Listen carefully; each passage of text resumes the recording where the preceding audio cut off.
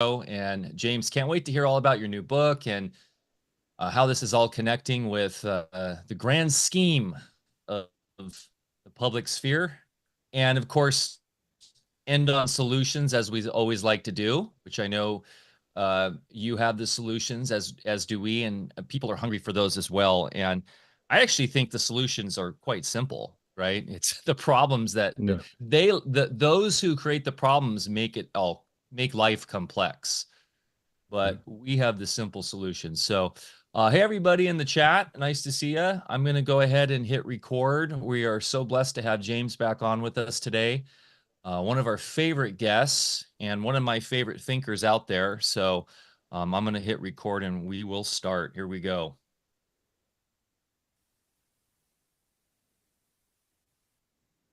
And boom, we're back for another episode of Alfacast. I'm Mike Winter, and I'm here as always with the gallant Dr. Bear Paul Lando, coming to you live and direct from the great state of Jefferson, where freedom still reigns supreme. I see, Bear, you're wearing your Make America Grateful Again hat, which I believe is probably the best rendition of that branding that we see out there.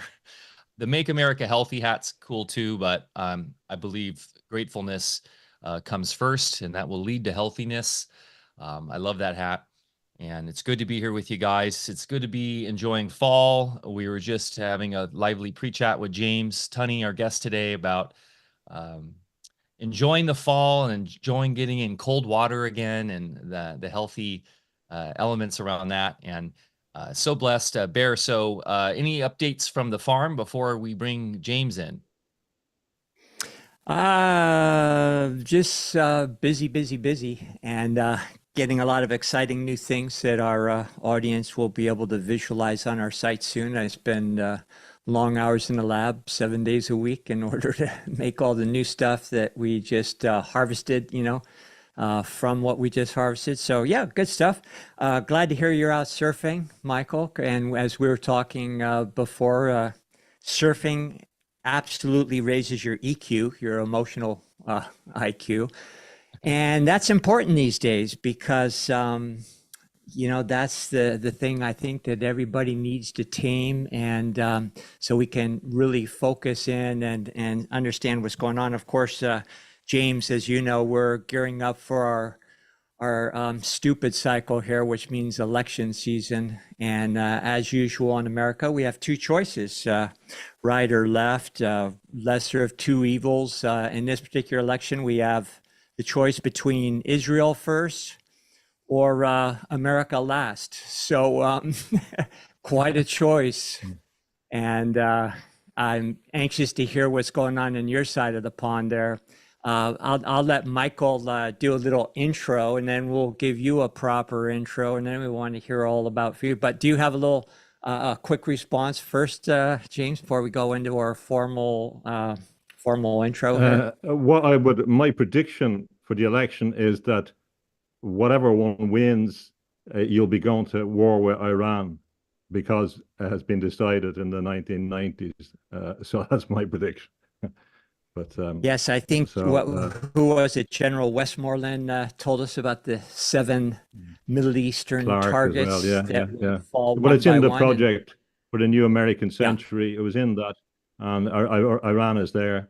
So it's a bit depressing to hear Trump claim that the shooter was associated with Iran, and to hear Kamala Harris saying that Iran is the next, is the gravest threat, not China or anything like that. So they're just telling you. So it doesn't. My argument has been that it's Tweedledum and Tweedledee with different flavors, So, but anyway, and isn't it we won't. Remarkable how instantly we know it's Iran did it, just like the Arabs in an airplane for the other one that will probably get us. But you can't figure out who killed Kennedy in 1963 yet.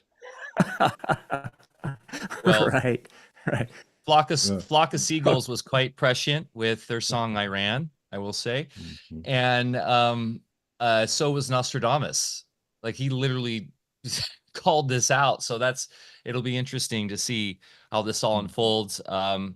I do believe we will have an election. There is a lot of touting the theory of that we weren't even going to have one. I think they require it, of course. And Yeah, Our it's selection, you mean? selection, yes, and it is quite a clown show. But Just another, quick, sorry to drag the pre-chat here on, but another comment about Iran in 1973, I got hired to teach in an English-speaking elite school in Tehran, Iran. And, I just finished graduate school and I thought it would be kind of a fun gig. I could tour Europe and in Tehran, it was a great combination of old world and new modernity. Just wonderful place, people amazing. Really looking forward to seeing it. But right before there, the first CIA coup happened that created all the havoc, and they said maybe not a good time for you to move to Iran. So I was really looking forward to it and did a lot of research into Iran, and it's just amazing how we have an uncanny ability to demonize just the most wonderful folks in the world. And the regular folks in the world, no matter what country you're from, do not want to go to war, but here we are.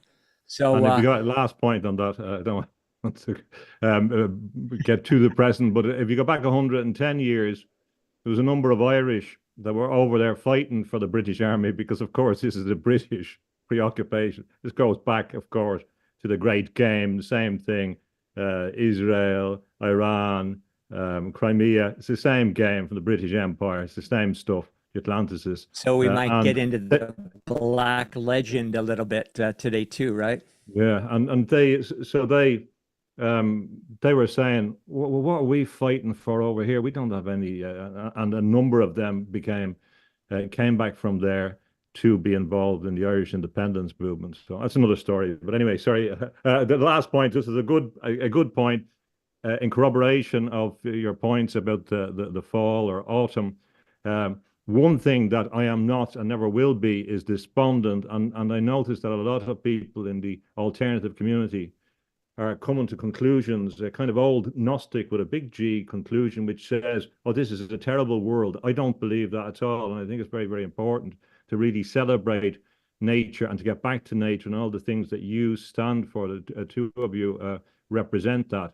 And it's such a beautiful time of the year. And I've been picking the last apples, and in the compost, the colors of the apples are so beautiful as they decay. And once you get in touch with nature and understand the natural process and the natural beauty and the poetry, it's all there for us. So apart from all those things that we don't have control over, we do have control over our response to the environment around us and to nature and to getting in touch with that. So which is what I do a lot of when all this stuff is bringing us out of our into an unusual domain. Yeah, sir. Brilliant. So we'll maintain that context for the duration of our talk here, no matter how many little dark turns we take into the conversation. Yeah. The canvas of fall is indeed glorious. And I love that. That is actually the decaying that we're seeing, right? It is the death spiral side, but there's beauty in that because we know it must, and as we know, because we're farmers, we know the fall of literally carbon onto the ground is required for rejuvenation. So of course, so let's let the composting begin. Yes, and of course carbon is the ultimate evil now, according to them. Well, James Tunney, ever popular with the Alfacast community, returns for a part 3 exploration into the contemporaneous variant of quote-unquote science as a deceptive tool for totalitarian governance. Obvious parallels with religious zealotry aside, the present atomistic bias shuns the living etheric mechanisms for nano-tech neuro-networks fueled by smart dust. So we'll entertain the existence of evil as well today as the driver of the surrealistic insanity that has become the new normal. Build back better, guys. Our discussion will traverse through Luciferianism. I'm not saying that word right. Luciferianism. Why can I not say that? And Satanism. Luciferianism, yeah. Luciferianism. Thank you. I guess my Christ self doesn't want to even admit that out of my mouth today. And Satanism to Steiner Anthroposophy and the quote-unquote black legend of the British Empire. James Tunney left a successful academic career in law to focus on spiritual and artistic development. As a prolific writer with academia and working as an international consultant, James is noted for his presentations on the various aspects of globalization in many countries around the world.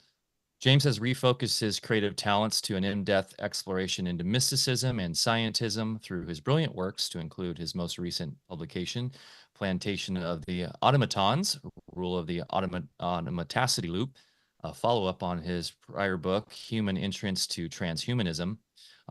As James was saying to us on an email thread we had going, they have a fascination with creating a simulacrum, which is stunning when one realizes it. He can explain this, that we are being talked out of particular supernaturalities, whereas we actually need their help.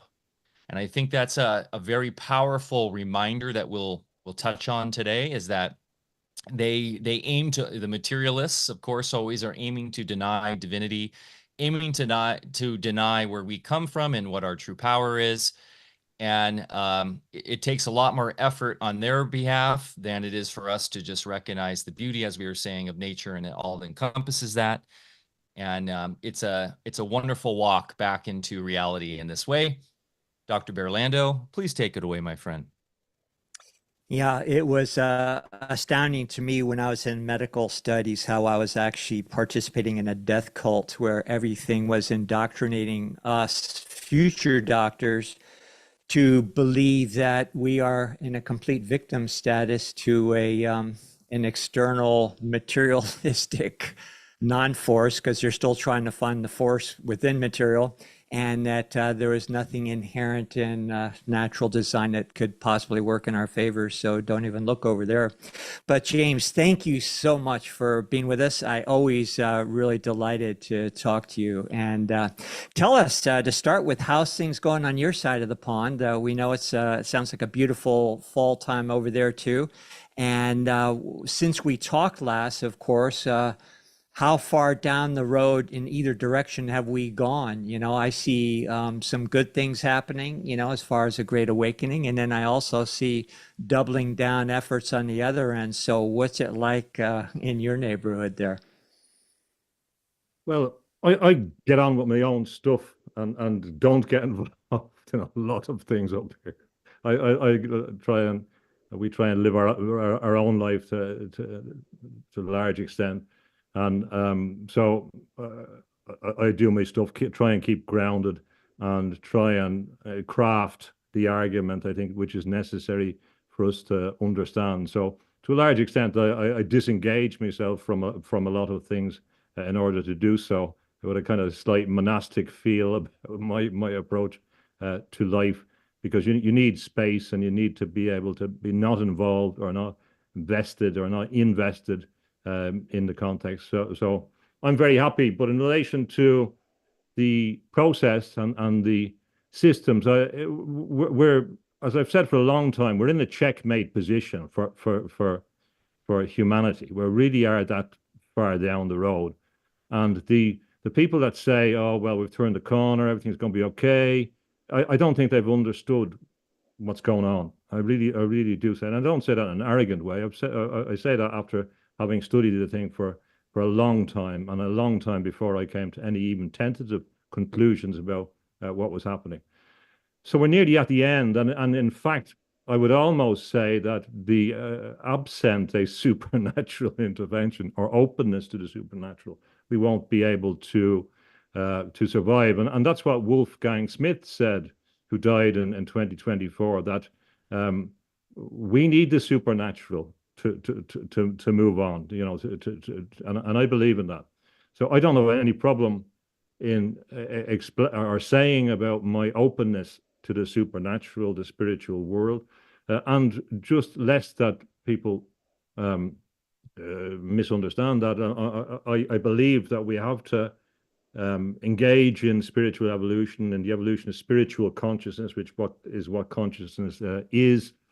And well, I came from an Irish background, a Catholic background, with a very strong traditional focus, which I believe a context which goes back thousands of years.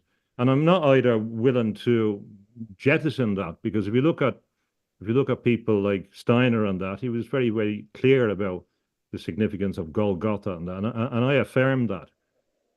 So it's interesting, the big clashes between one of the big badges of the movement that we oppose is Prometheanism. Now, I know a lot of people say, no, I'm Promethean and it's good. Now, of course, there's a good side and a bad side in everything.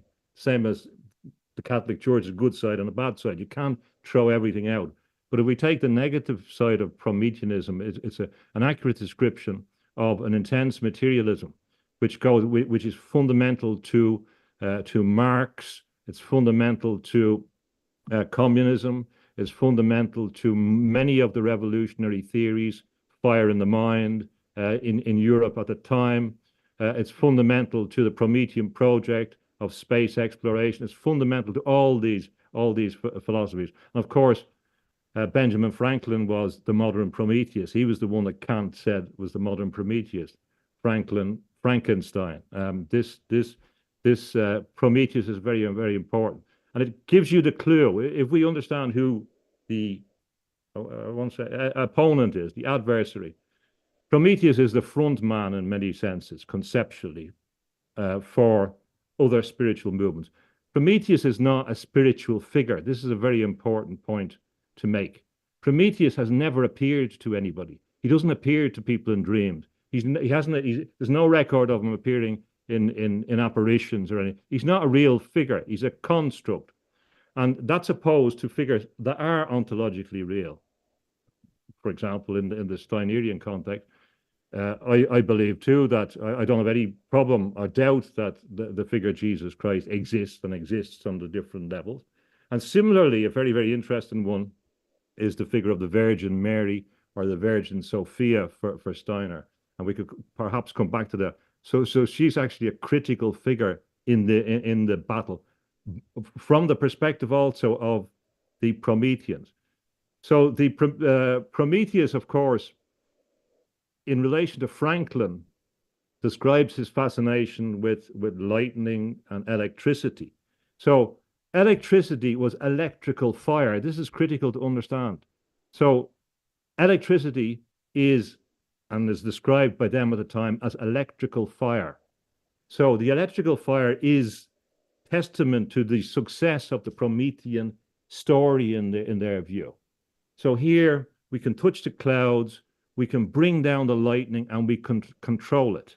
So you have these figures like Franklin, of course, who in his house in London, they discover all these, it was an anatomy school, they discover loads of fragments of bones that the police couldn't say that no crimes had been committed there hundreds of years afterwards. I'm not saying he did, but so he's interested in communications, the postal service, politics, anatomy, the brain, all these things. And what you see is that the people that were interested in electricity were fundamentally interested in physiology and biology. So once they could control the electricity, they began to apply it to the human body. So Franklin used to treat people for depression with electricity. John Wesley, the Protestant reformer, used to use electrical healing. Electricity became a critical aspect of the Promethean power. So that, of course, Promethean fire, electrical fire, later becomes, atomic fire, and also comes down to the nervous system. They talk about the nerves firing and the control. It's the same logic. So this is critical to understand that they believed, who is Prometheus, or what is the essential aspect of Prometheus? Prometheus basically says, I'm against the existing gods. So this is the critical relationship. Not happy with the position, and they're going to rebel against the gods. Not human, but claims that they're doing it for the humans. So they're superhuman in many senses, titanic. But it's the resistance against the gods that's the crucial thing. And all the legends really say you can't do that. So therefore, Prometheus is a placeholder for the older stories. Satan, Lucifer, fallen angel, all this story. Because we have in many cultures this idea that we have the creative force and then a split off that rejects it and is therefore in adversarial relationship. So Prometheanism, insofar as it represents this defiance of power through firepower, is the determining face of the materialist movement, which contrasts, if you like, the love of power with the power of love. This is what so associated with that is will, the significance of will, and the drive towards superhumanism. So what I suggest is that the Prometheanism is a likable figure for the ultra materialists that have no conception of the supernatural as any real thing, but only as a guiding policy connector between them, and that this Prometheanism brought them to electricity as a force of control. And very early on, Ampere was talking about cybernetique before they talked about cybernetics.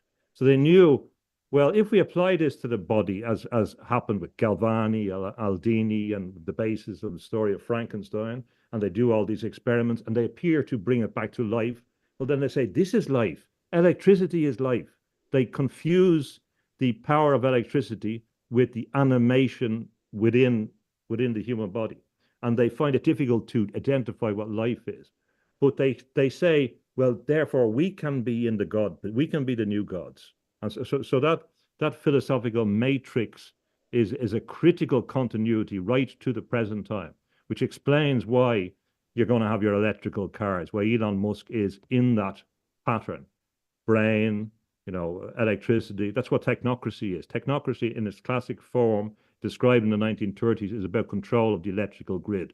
The idea will be that everything will be controlled by electricity and your use of electricity, including your right to exist.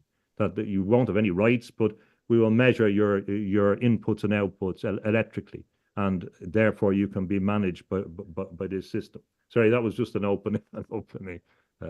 No, that was wonderful. And I think it's interesting that if you go into the older schematics as far as creative principles, once again, it begins with the fire element. These days, we can kind of pair that with the hydrogen waveform. But then that, of course, the solar energy, and at the same time being more the masculine or yang principle. And if you continue with the old school thinking, it drops down a couple more rungs into the water element, which we could most likely pair with the lunar or the feminine principle. Mm-hmm. So what you're describing there sounds like they bypassed all the other levels and just maintained one polarity, which is, in the old 7 ray principles, we're talking about the number 1 ray, the will force without anything tempering it. Exactly. Which would be, not just the feminine, but also the kind of the reason element at the same time. Yeah. Yeah. I know that Mike is interested in the philosophical base that you talk about, atomism, and this is crucial. So we have this going. We see this in Maxwell, for example, when he's talking about electricity, and he's contrasting ideas of what's going on. And they contrast Democritus with Anaxagoras, and say, well, okay, they come to different conclusions. Which one is right? So the atomistic view is a critical driving force in all of this. And of course, that gives them power. And this is critical to understand.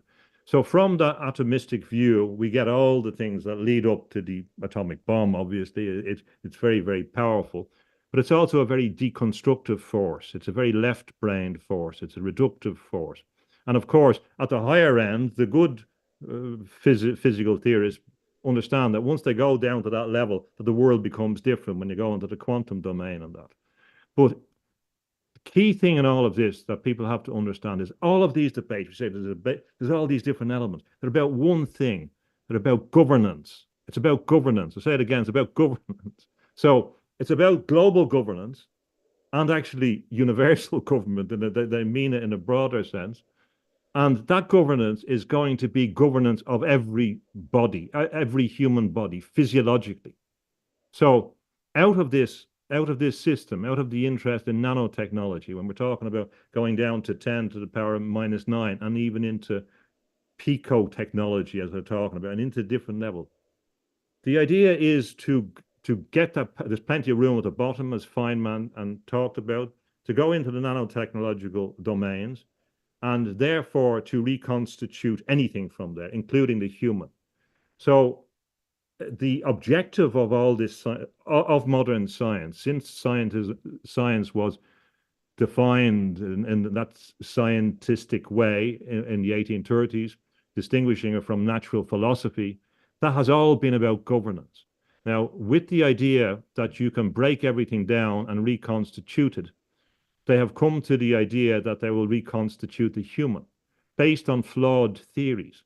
The idea that we're violent apes, which is an unscientific theory, it's disproven by science. Even people love Carl Sagan, but Carl Sagan's idea of the reptilian mind is disproved by scientists, for example. So there's an awful lot of these mythologies that have been used to bolster a reductive view of the human.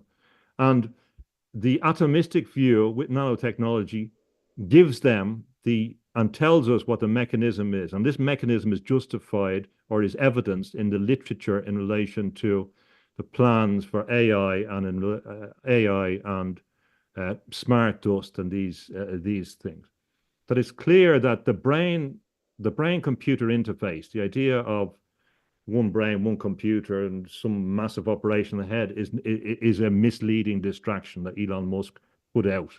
I think it was a deliberate distracting move to suggest that they're going to dig a big hole in your head. You're going to queue up, get a big hole in your head, and get something implanted. And it's not like that at all. It's clear from the literature that it's a brain cloud interface, that it's intending to use nanotechnology to permeate the human body through a variety of neural dust so that it interacts with the electrical grid that they are building. That's quite clear. And even the scientists, there's one paper which has about 30 international scientists writing about this, and they say, it's schoolboy logic or philosophy behind it. This has to happen because the humans have to keep up with AI.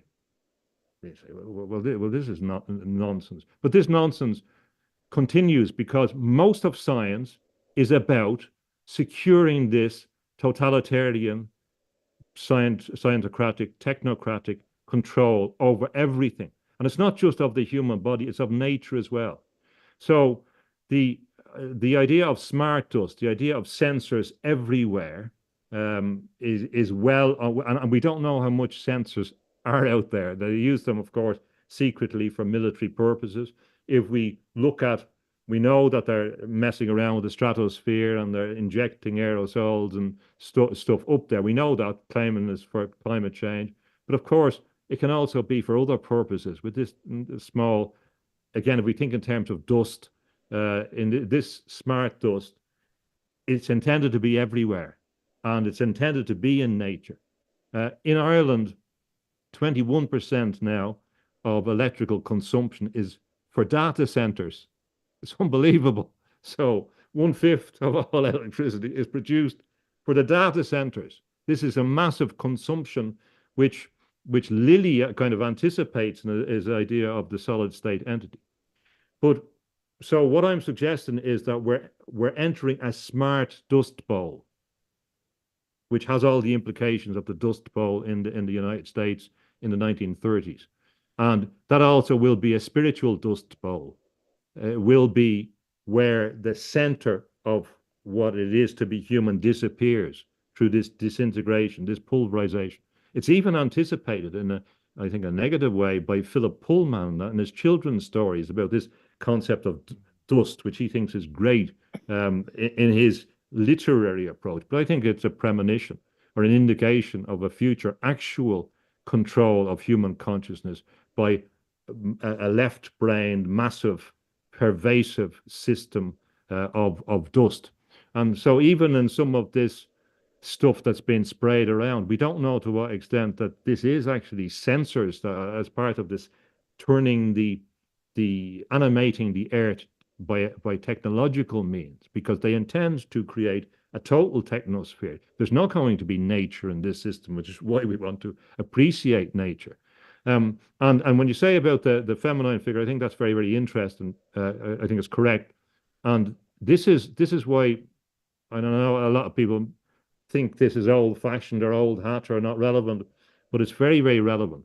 That the figure that these Prometheans and that the Norman Atlanticist background that I identify with it, they're afraid of some of these old figures, and they're afraid of the Virgin Mary and some of these figures. Because they realize that they're actual figures, which is why there's so many apparitions in France.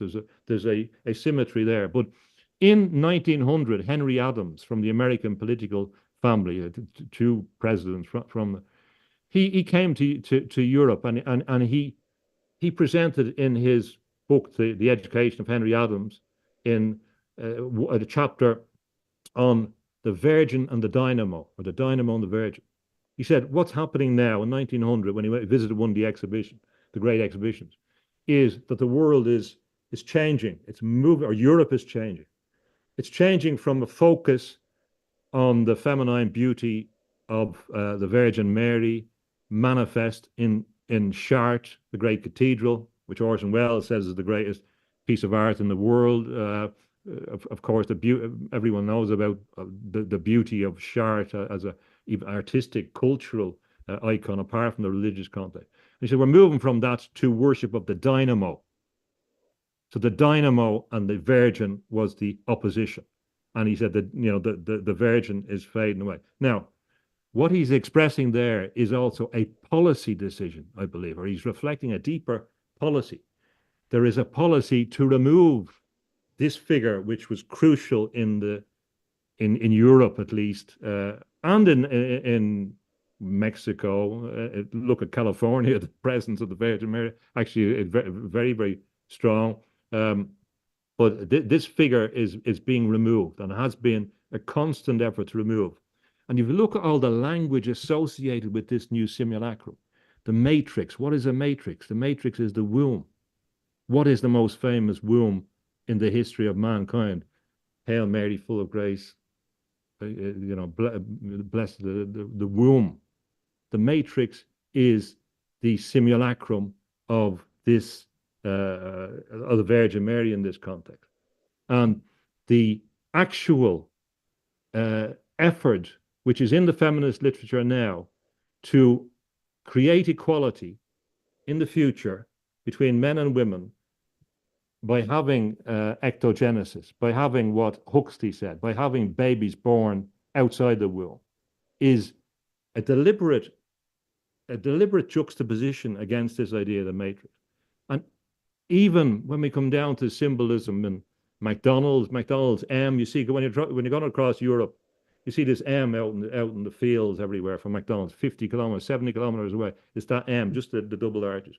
Now, this M appears in the Virgin Mary iconography in the miraculous medal in 1830, which in the famous instructions in the apparition to construct an image, the images of the Virgin Mary on a globe and the snake and a M, which looks like an MTV, which I don't think is accidental, and the M is critical. So everywhere that the symbols of this new order seek to create a simulacrum, and I talked about this with my friend San Chin on his talking about a Taoist priest, did a talk with him, and I said that you can see this fascination with Marian images, and I said this before last week, and I was saying, for example, the concept of something being immaculate. And then last week, afterwards, we have this revelation of the supposed secret programs on UFOs called the Immaculate Constellation, which already Schellenberg are calling the Immaculate Conception. This is not accidental. There is a deliberate attempt to remove this. And the reversal is to go back to the pre-Christian era, to go back to the pre-Jewish era in Babylon, to move back to the Garden of Eden scenario, and that Marian opposition is right throughout. It's absolutely consistent. So when Henry Adams is saying it's the Virgin versus electrical power, it was exactly right. It was a much deeper analysis than people might think. It wasn't accidental. It was referring to two worldviews which were utterly different. And of course, they know that in a Christian and Catholic tradition, going back to Genesis, that the triumph over the snake is, they believe, the Virgin Mary. Now, what is the snake? This is an interesting thing. If we look at the snake, of course, there's many very positive ideas of the serpent. There's a book, The Good and the Bad Serpent, and I think 40 positive things and 16 different cultural associations. So we have to think about what the serpent is. It's not just a little talk and temptation thing. It's a much deeper thing, and especially if it's intended to be about the future. I believe that the snake indicates a number of values associated with this kind of new world, particularly stealth, which is important, particularly the changing skin, the new world order, and that.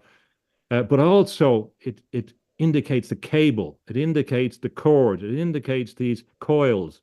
And when A.B. Warburg, who was behind the Warburg Institute, which is the great center for study of magic in Britain, he was in an asylum in Switzerland, and to get out of the asylum, he had to do a lecture. They would be convinced he was okay if he could give a lecture. And he had been to Arizona, so he had prepared a lecture on the snake in Hopi culture, and he got out of course, and a very influential thinker. But what he says at the end of that lecture was that the snake power, which is associated in a number of cultures with lightning, again going back to the Promethean context, this is the snake. The snake power is now manifested in the coils of Edison's electricity, of course, who is another Promethean figure. So he recognized that there was a deeper symbolism. So in many senses, what I suggest is that we have to really focus. We have to focus on a number of things. One, that we're facing global governance, and your countries, they don't really exist in the way that you think they do now. There isn't homogenous entities left, and they have been actively destroying them. That you're ruled by places like London still, but Switzerland and Geneva is critical in all of this, in certain places. And of course, China is going to have more control over you. So global governance is the single agenda. All these philosophical arguments, etc., are irrelevant. Everything in relation to artificial intelligence, all of that is irrelevant to this goal, that the governance will be physiologically and total, and it will be of your body and of the environment and of the natural world. And that is based on the electrical system and based on control of your nervous system. So we talk about the Huxleys, and we know about Julian Huxley, and we forget about the Huxley that won the Nobel Prize for studying the nervous system in 1963. And he studied the axon in the giant squid. And why are they studying these things? They're studying them because the authorities, the corporate powers, the powers behind the corporate powers, want to be able to totally control your nervous system. So the idea in cybernetics, as expressed by Deutsch, the nerves of government, was to set up indicating that they would take the idea of the body and project it onto the world as the governance system and govern the global system as the body kind of works, and also incorporate the human into that nervous system. So they've been focusing on the nerves, and particularly when they understood that they could control the nervous system with electricity, well, then the model for governance in the future, including a whole theological view that they would become the new gods, that they would create an actual god with artificial intelligence, as they're telling us now. So yeah, we have to focus on governance. We have to focus on, that's what the objective is. And all of these other things going on, they all move towards that. Their technique is to spread as much smart dust, as much neural dust, as much things that can control us around the world, to make it pervasive. and then it will be very, very difficult to oppose it. And the technologies are there, and they've been developed by various people. Phil Kennedy was an Irish guy that inserted things in his brain. There's plenty of examples. The chap Charles Lieber that was working in Wuhan, the only person from America prosecuted in this context, he's an expert in these nanowires in the brain. So carbon nano tubes, graphene, all of this stuff is all associated with being able to see what's happening in the human body and being then able to condition and control it. And that's what the objective is. The objective, James, is the objective? I'm just curious. Do you think it's a smokescreen that the transhumanistic, slant on this is a Nietzschean Uberman directive, or is that all just smoke and mirrors for just pure control? And they have no actual intention for trying to create the Superman. They're in fact just their entire focus is almost like as just this very cynical need to control all for what, though, in the end. And I think this is where we're going to move into the nature of evil as well. But is there a directive there for creating this Superman, or is it really just all about control? Well, there will have to be an elite class, and the elite class will be the superhuman class. So if you look at, people forget there's a lot of the most ignored political movement in the world is Trotskyism, for example. It's just one that people have missed for some reason.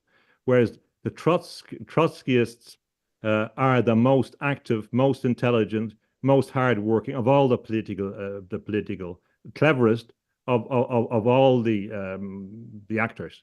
There's a book written by an expert, and he talked about during the time of Thatcher, there was 20,000 active Trotskyists. Now, these are people that needed permission from the party to do anything, to go on holidays, whatever. It's quite incredible in Britain. But they had no democratic representation, because that's not what the area they were fighting in. But if you look at Trotsky, he wrote about it in the 20s, 100 years ago, and explained that we were moving towards superhumanism. So underlying his vision was this superhuman vision, this transhumanist vision as well. So by all the different accounts, whether you're a billionaire or they're coming to this agenda. But this superhumanism is only for the elite, because they need this class, one, to validate their power and for the power they will control. They have said that they want to do experiments on them. This is what Bernal said, The World, the Flesh, and the Devil, 1929, that the people that won't change will be experimented upon in the human zoo. So, and they also want people to admire them. That will be part of the process. So one feature which shouldn't be ignored, associated with this mentality, is the dark side of curiosity. So curiosity is a fantastic thing that we want to encourage, but it's fantastic when it's linked to positive values. But there's also a thing called morbid curiosity, which you find in psychopaths and all the people. You say, well, why are they doing that? And it's morbid. It's a dark curiosity. Now, if you look at Bernal, the only value that he apart from securing power, which he said that scientists would secure power by stealth through scientific corporations, and the only value that he's espousing after that, after the total control, is curiosity on its own. So this is morbid curiosity. So this is the type of thing that says, well, what would happen if we, put someone up and, except a weird kind of mad scientist thing. And we see this in bits. If you look at the work of Henry Cotton in the United States, for example, the mad scientist who did loads of operations, on horrible operations on people. They used to, of course, do brain operations, people that weren't doctors, sticking things up in here so they could cut various things in the brain. This is not a long time ago in America. So these morbid curiosities where, well, what happens if we do this? What happens? And there's loads of examples of people dying in the chair by scientists in the United States, experimenting on people when they had a hole in their skull, or, for example. So that morbid curiosity is associated with a type of sadism. It's not necessarily sadism, but it goes together. Unfortunately, in my prediction of a totalitarian regime run by these people, that they would be sadistic. They would be of a different nature, not just your ordinary, a decent tyrant that will kill hundreds of millions, but an extra element to it. I'm saying that jokingly. We may encounter something that we have never seen in a, not just a scientific, like in scientific socialism in the Soviet Union to wipe out people, but a deeply ingrained sadism in that. And that's anticipated by the fact that the Marquis de Sade was a champion of reason. And he informed people like George Bataille, who is a key person behind the postmodernist movement. And this leads to an idea of sacrifice being a human sacrifice. Sorry for going on so long. So yes, it's for them. The space travel is for them. So when I hear Alex Jones saying, "Oh, we need a space," and Eric Weinstein, "We need a space travel," this is for the elite, not for you, not for your benefit. So the same as they will use the ordinary people to build up America, send them off to wars, and then they will destroy them. The same as they would use the Irish as a colony, send them off to fight in all the battles, Battle of Waterloo, Peninsular Wars, etc., and then destroy it. The same as they destroy their own people in Britain. This superhuman thing is for them. Immortality is for them. Anything that we'll be able to do. Of course, maybe our organs will be useful for them if they need to prolong their life, etc. This is already happening in China. So yes, that's there, but that's for them.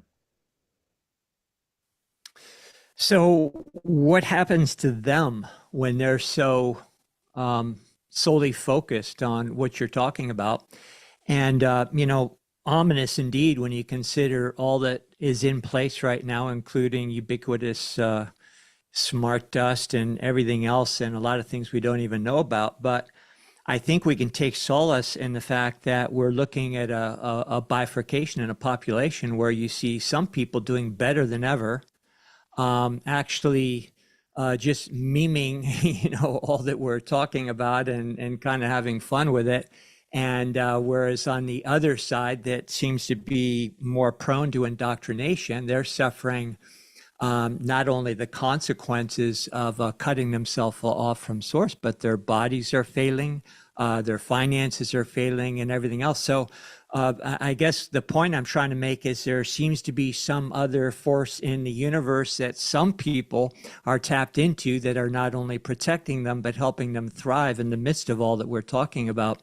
So I think, that's what we need to bottle and really understand more. And the fact is we don't need anybody else other than our own apparatus to place our attention on regeneration and all the things we want to see in the world. And it seems like maybe since they've gone so far down one single road that they've actually lost their tether and actually need us for their batteries. So it doesn't seem like they're in a winning position at all. Yes and no. I wouldn't underestimate it. I think there's the length of this thing. It could be a long time. I think there's a long battle going on, and it also involves the spiritual domain. So there is some kind of deep, and these people are calling on. They want you not to believe in things that people have believed. Say, say Jesus, for example. They want you to renounce them. They're quite clear on that. Because they fear them. They do fear those things because people forget about, in the Christian story, how the power over demons was a crucial aspect of the ministry, and how identification with that power is critical. And that's why in Steiner as well, when you see the Archangel Michael being a critical figure, that's a long tradition. So these figures are there. The implication is that this battle permeates the different levels and is ongoing, and particularly came pronounced in the latter part of the 19th century. Dostoevsky saw that as well, and they anticipated what was happening. And if you a key concept which helps understand, I think, what the concept of evil and that is about, forces us to go to the other side and say, well, what is it that it's not? And the key, if we go back to the mythology or the perennial tradition, we see that the enlightened ones are telling us that we're compassionate beings, that we're full of love, that the Creator is loving, and that's what we have to recognize. We have to really believe in that, and associated with that is the notion of care. Now, in the Roman legends, as opposed to Promethean legends, in the Roman legends, it's care who gives the essence who creates the human out of the dust. And this is another about dust. The dust is what everyone is formed from in all the traditions, where the human is formed from dust, which is why this dust is so important in the future. It's an effort at a new genesis, a new world, a new creation. So if we go back, but we weren't just dust.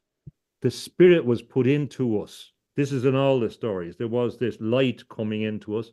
Or in the Roman legend, it was cura, it was care. So care was the one who gave us our existence. So the function of care is important. Now, every positive thing that you do is based on taking care, on being care. When you're doing your scientific explorations, or where you're looking after your family, or you're looking after your garden, or you're looking out in the sea, care is a critical thing. And care is very, very powerful. If we look at the Christian anarchists, or we look at Kropotkin or the anarchists, it was this, they're saying, well, it's not all about competition. Cooperation is important, and cooperation is an important aspect. And in the people like Martin Novak, in the context of a critique of existing evolutionary theory, explains that in an evolutionary context, cooperation has been ignored in relation to human development. So if we conceive that what the perennial philosophy is telling us is that we are care, and that the spiritual leaders are saying, you are light, you are love, God is, you go back to that, you maintain that, you expand it, and you apply those things outward. All of the negative things, whether you look at the various psychological dark triads or Machiavellianism, or it's a bit hard on Machiavelli, because Machiavelli, for example, said that you couldn't have a society run without God in it. Whatever, how bad it, no matter he was the model, the blueprint for the mafia, even the mafia understand you need rules and you need an authority. But Machiavelli said you cannot have a society without God. So it's a bit unfair to some of the statements attributed to him. But Machiavellianism, sadism in particular, what are they about? They're about the absence of care. They're about not caring what happens, not having feelings, not having empathy, not having the ability to understand the consequence of your actions. In the near-death experience, when people report and they go and they have the life review, what they're doing is experience the consequence of a lack of care often, in the negative sense, when they haven't, So what those stories are telling us is that this is your nature. It's hard to believe, but this is what your nature is. And if we look at any animal, how they care for their young, no matter how violent they are or whatever, they do things in ways which care for others, and that balances out in some way in natural environments. The new system seeks to replace care with technology. So a zero trust society, abolish trust. You can't trust a person, so you're dependent on the technology, for example, or only technology.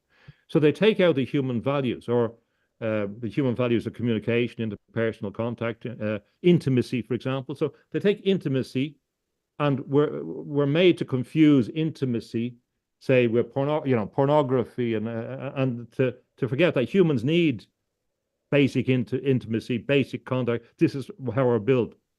So of course they turn it into something else, and they can control it. In all of those things, we end up with a lack of care. And if you look at people like Kate Harrington, who talks about the contraceptive pill as being an example of transhumanism as a feminist, She says that in feminism, there was two conflicting theories. One was an idea of the woman, the female aspect of care and focus on care, and the other one was focusing on freedom. Now, this is a key concept in relation to what evil is. We have two concepts of freedom. In relation to freedom in its traditional, natural law sense, in nearly all traditions, that for you to exercise your freedom, you have to recognize other people and you have to recognize limitation. You have to recognize that you have to stop yourself doing things. You have to restrain yourself. You have to control yourself. And this is a thing, of course, that Nietzsche and those thought was a very, they didn't like that. They didn't like that restraint. So, your freedom is circumscribed by your respect for others. This is why every system comes up with rules. Why Hammurabi, the first code of laws, he gets them from the God and comes and why the principle from God and comes and tells we need certain rules. And people say, well, I don't believe in all this dogma. You know what I mean? Which bit do you not? Please tell me which bit do you not believe in? Thou shalt not kill. Is that a problem for you? Tell us about, so I know. Thou shalt not steal. Just tell us, is this the things that you're not willing to abide by?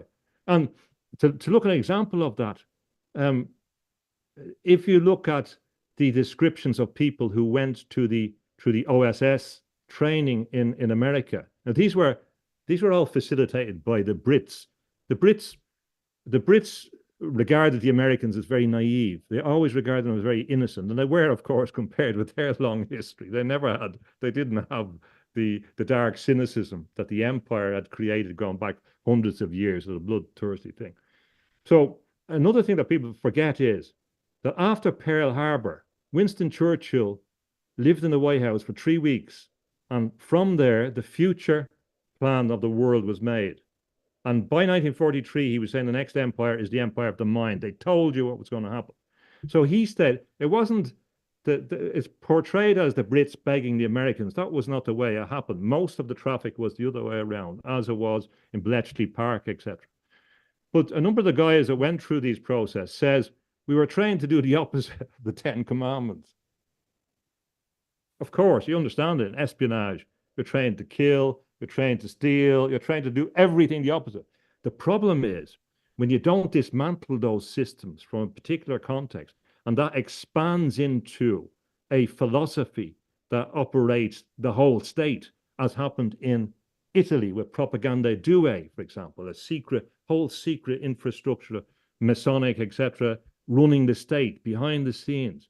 That when you get into that and you say, oh, well, there's a good reason why we're killing these people, then you get into a dark aspect. And of course, another thing that people don't understand is once you get into a corporate body, things seem different because you feel distant from the pain you might inflict, and people are removed from the immediacy of interaction, of the consequence of their action. So they can do worse things in a corporate context, which is why a lot of these secret societies are so dangerous, because people don't understand what's happening in their name.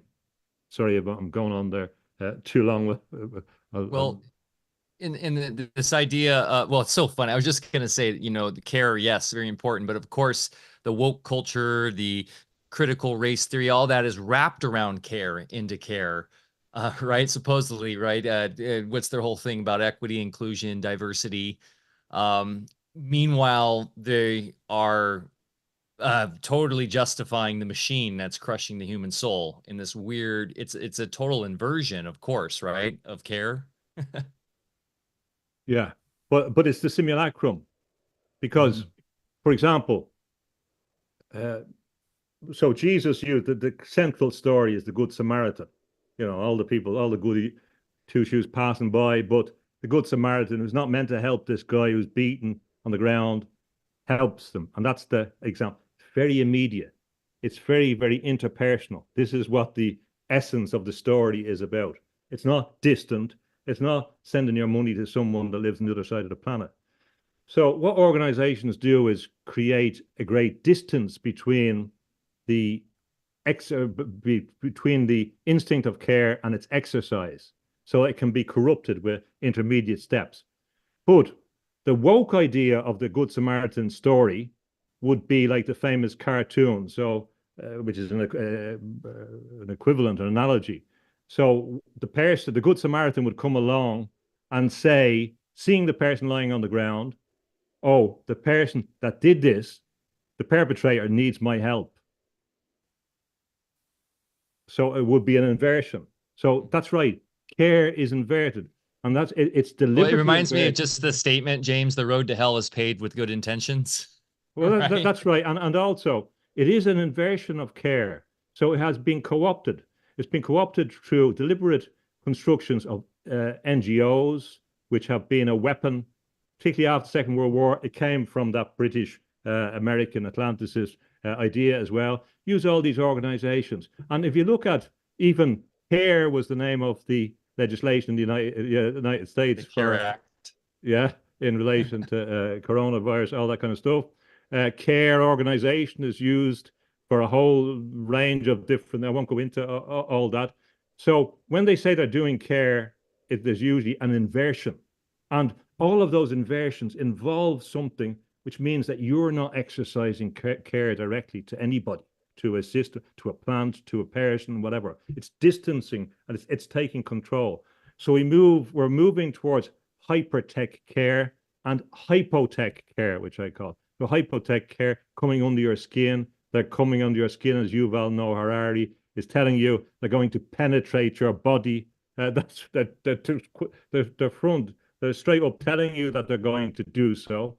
And this is the care you're going to get. The care is another word for control. An interesting thing about that point before I move on, when you're talking about the care thing is, and you mentioned, and you were talking about and discussing this idea of non-duality. And I was discussing this with someone in the Aurobindo community in India. And I was saying, well, why are you talking about non-duality? And this was what was going through my head. Because the tradition is of Advaita in Indian. It's not non-duality. Non-duality is a concept, as far as I can see, that grew up from just after the year about 2000, a Western use, a Western reflect. It's not referring, it's a Western concept. And non-duality, if you look at a graph of the use of the word, non-dual, very, very popular, it directly parallels the use of the word transgender. Non-dual, what is that saying? And it directly parallels transgenderism. A couple of years later, non-binary. So when you were small, you never heard these concepts. Neither of you. When you never heard it, they didn't exist. There wasn't such thing. Non-binary came. It maps on, it correlates with transhumanism. And when you look where they came from, they didn't really come from anywhere. So what I would suggest is that the non-dual thing that seems great. Now, and I'm not criticizing the people that I understand what it means. I understand what Advaita Vedanta is. I'm very disposed towards it. But I also believe that a lot of these things come from the military-industrial complex. And when you end up saying, well, actually, Mike, you don't exist, you're just consciousness and there's no, it's easy for me to take away your rights then. They don't like the Christian notion, for example. When you talk about the Magna Carta couldn't have come into being without the church. If you look at Archbishop Stephen Langton, etc., and all this kind of stuff. And we have a very interesting, if we go back to the time of Thomas Becket, a very interesting time, because there we see the conflict. Thomas Becket, who was the friend of Henry II, and he appoints him as Lord Chancellor, and then he appoints him as Archbishop of Canterbury. And then he begins to defend the church against royalty. He wasn't meant to do that. He wasn't Anglo-Saxon, as in the famous film about him. He was from a Norman background. So he opposes this and says, no, you're the state and you're royalty, and this is our territory. And interestingly, after he's killed by Henry II's men, who will help me get rid of this meddlesome priest, he begins to reappear to many people. And he begins to reappear to many people after Henry II goes to Ireland. They'd invaded in 1169.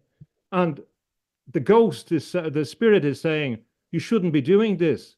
Because I was always wondering, why were Catholics invading a Catholic nation that had been the island of saints and scholars? So it was already in the church, this division that later came out in the Reformation. It was this simulacrum within it already, but they were the good guys. So Thomas Becket, his ghost was appearing to, and William of Canterbury writes about this. So these conflicts are there all the time, but it's an interesting example of this supernatural intervention, which is why you get this, you get this thing in a lot of Shakespearean plays about Hamlet or Macbeth. They know that they cannot escape this reality, this spiritual reality, because it will come back and haunt them. And this is what's going to happen. This is to go back to the positive side and their weakness. The weakness will be their exposure to this supernatural karmic force, to what Judas Samuel Huntington said, that the thing that he noticed about the Davos men at that time when he was writing was that they had no souls. That's how he described it. There was no soul. They didn't love the country, didn't love anything. But there will be this. There will be different categories. There are the Judas group that have kissed the face of Christ and that have betrayed humanity, and some of them will realize it, and they will be in the field of blood of their own accord. That's what the karmic message of it. They will punish themselves. A lot of theories about hell say that the people go of their own accord. They have done the things. They know that the things that they have done are wrong. It's not as if there's someone sending them. They are like binding with like. But the problem is when you've been living an evil thing and your birds of a feather are flocking together, you're with other people who are of the same, and that's not nice, because you won't be getting any of the good values. So the spiritual traditions say there is some continuity, whether you're in a number of the traditions. What you do here, your good continues, and the evil continues. And the reality of that they have been trying to avoid this idea that there is any karmic reality, that there is any consequences. And even I listened to an Irish artist talking about his reinterpretation of Dante's Inferno, and he was trying to make take the sting out of it. Saying, okay, that's fine, but really, the ninth level of hell will be for the people that betrayed their own, the Judas figures. Dante's instincts were correct. Now, it doesn't have to be in the exact same construction, but we put ourselves into the positions ourselves. There are many people that experience hell on earth of their own actions, and that we can't believe that this will be reflected in some way. There's no consequence. So that's the real thing. That if people begin to assert the reality of this karmic reality that people used to believe in, C.S. Lewis talked about the discarded image. There used to be a holistic view of the universe and how things work, and that was kind of sidelined. So people believe there's no consequence to their actions, especially when they actually get away with it in the real world. And they've been convinced that there's nothing else afterwards. But the reality of that supernatural force, if you see it in its positive sense, there is a dark sense of the moving away from the light as well, the moving away from people, the moving away from the light as manifested in people and of nature. So there is a way that we have to accept that that's real, and also that it's not up to us to redesign the whole world in some material form, and we're never going to achieve this heaven by a material route, which is behind the false image of that you suggested, Mike. It does appear that they give some credence to some karmic backlash, though, if you consider that the controllers in their system of jurisprudence and just basic disclosure about things they're doing, they always tell us in some way what they're doing, even if it's obscure somewhat or or a place where they know most people won't find that information. And also within our legal system, as you're well aware, they always get our consent as an end around to the, the karma they might suffer by overriding our free will. So we're talking about atomism, and it sounds like these folks are just into a complete materialism, but it sounds like they really do have spiritual underpinnings on some level, and that is just part of their indoctrination and control. So maybe also and I'm just throwing a lot of stuff out there, maybe we could contrast between Satanism and Luciferianism, and how that might may have been developed through Prometheanism. So if you could maybe delineate that sort of thing, and are these folks in control? Who I've actually been able to mingle with a few of these old families in my own experience. They do believe that they somehow have some kind of spiritual prerogative to do all the things that they're doing and justify it through a spiritual context. So, yeah, a key concept is the concept of possession. So what I'm arguing is that this new, and there is, some people have written about neuroliberalism as a description of this process, which I articulate with different concepts. But behind this is an idea to possess the human consciousness. It is a mirror of spiritual possession. And people say, well, they won't be able to do that. They won't be able to control your spirit.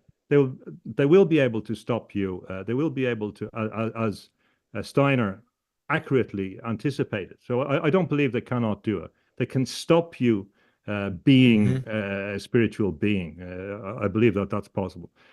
And you talk about the old families. Now, if you look at someone like Father Malachi Martin, who wrote a very good book on, he wrote a book, this book about globalism is about the keys of the blood, about John Paul II and that. Malachi Martin was very good on understanding globalism and identifying. Now, he had a lot of insights about what was happening, but he said that a lot of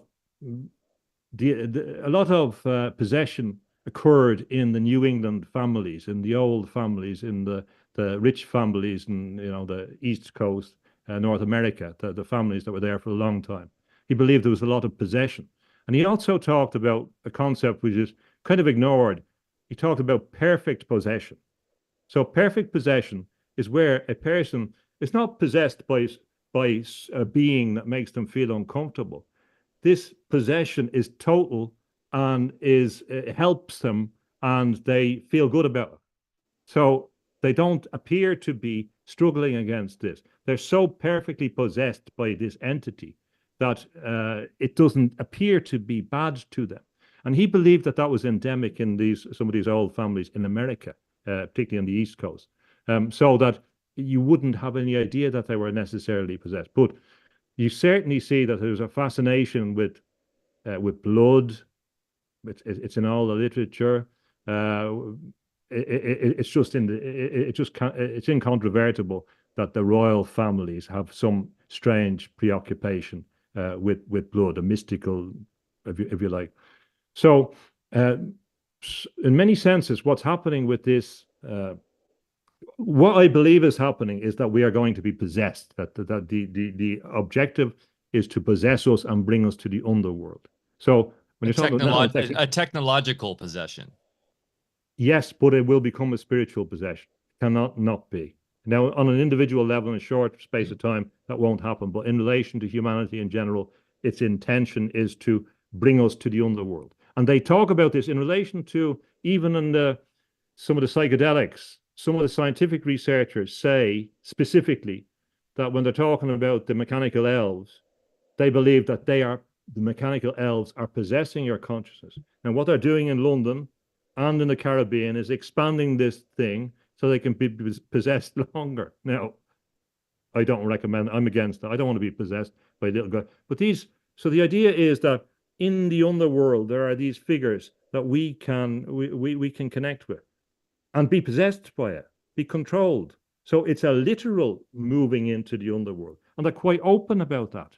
And this is often from people who are materialists, but because this involves a material substance, they believe that it's some way okay, because the non-spiritual person, particularly brought up with this kind of Atlanticist viewpoint, is willing to contemplate and countenance something spiritual which is based on a material input, and then therefore they accept it.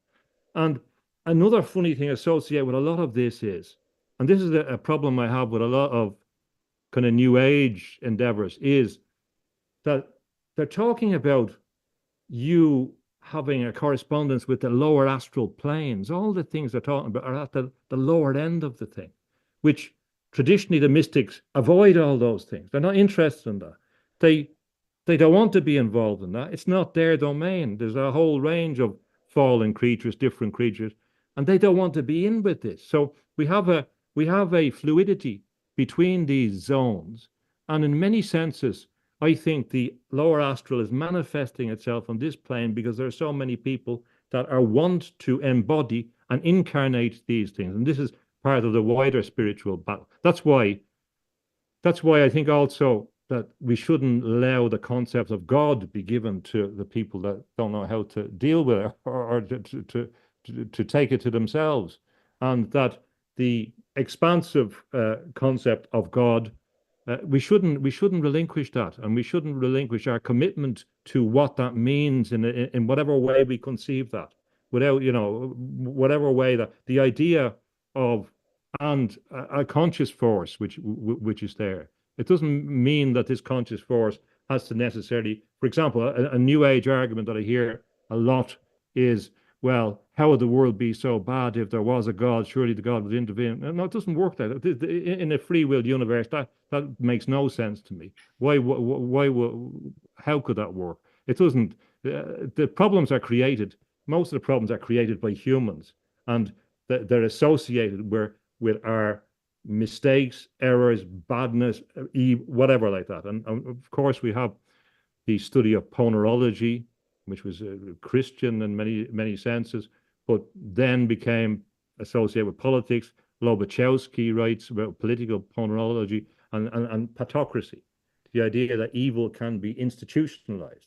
Now they're saying, and some of the English guys are saying, "Oh, this is what you have in America." I don't believe that. And there's the party political stuff. He was talking about in Krakow, first seeing the Nazis and then seeing the Soviets, and seeing the type of people that were brought in. And we're seeing all these apparatchiks in our own lives around us, all these people who have no talent, no values, no commitment, except to their own fitting into the system and their own grandiosity. And this is the great evil that Hannah Arendt talked about in the bureaucratization of evil. So, of course, it's easier to commit evil if you're distant from it, if it's a machine, if it's writing a piece of paper. And this is people really have to resist that as well. So the possession. So then we come to the satanic and the Luciferian thing. I don't have to make the argument, for example, that Satanism exists and Lucifer, because the Luciferians and Satanists tell you that. Now, the exact nature of Satan and Lucifer, of course, there's a huge debate, and there is a very strong movement which says, "Oh, well, Lucifer's a good guy," and I understand that. I understand the argument. If you look at the other side, there is an argument that Satan, Lucifer, Beelzebub are manifestations of the same force, the same adversarial force, and you can put into that the different aspects. If we go back to the Babylonian and the Middle East, but many of the people that are articulating these views in Satanism, they are telling us that they exist, that they are real forces. And certainly in the Christian, Judeo-Christian tradition, Islamic tradition, many of them, they know that these beings exist, the entities exist. And then you have Charles Upton's argument about that a lot of these ETs are, part of the demonic realm as well. They're not actually from some planet out there. They're beings which are here. And there are certainly beings on this planet that can move into your energy system. Now, what they are exactly, I don't know, but some of the grave figures I believe can move into your. They're not fellows coming down in a flying saucer appear. They are entities around us that can move energetically into us. So there's clearly a hierarchy. James, were you the one? Sorry, were you the one saying that even Genghis Khan, that his entire motivation for devastating the world population was to destroy the jinn? Did I hear that from you? I heard that recently from somebody. Yeah, I thought that was... No, I don't know. I didn't say that. Okay. I didn't. To destroy the what? So the entire jinn. motivation was to destroy the jinn, basically the demons who had taken over humanity. And there's a lot of historic precedents. I was going down the rabbit holes on that recently. It must have been someone else similar to your stance there, and I thought that was quite fascinating. You know, he supposedly like killed a third of the world or something.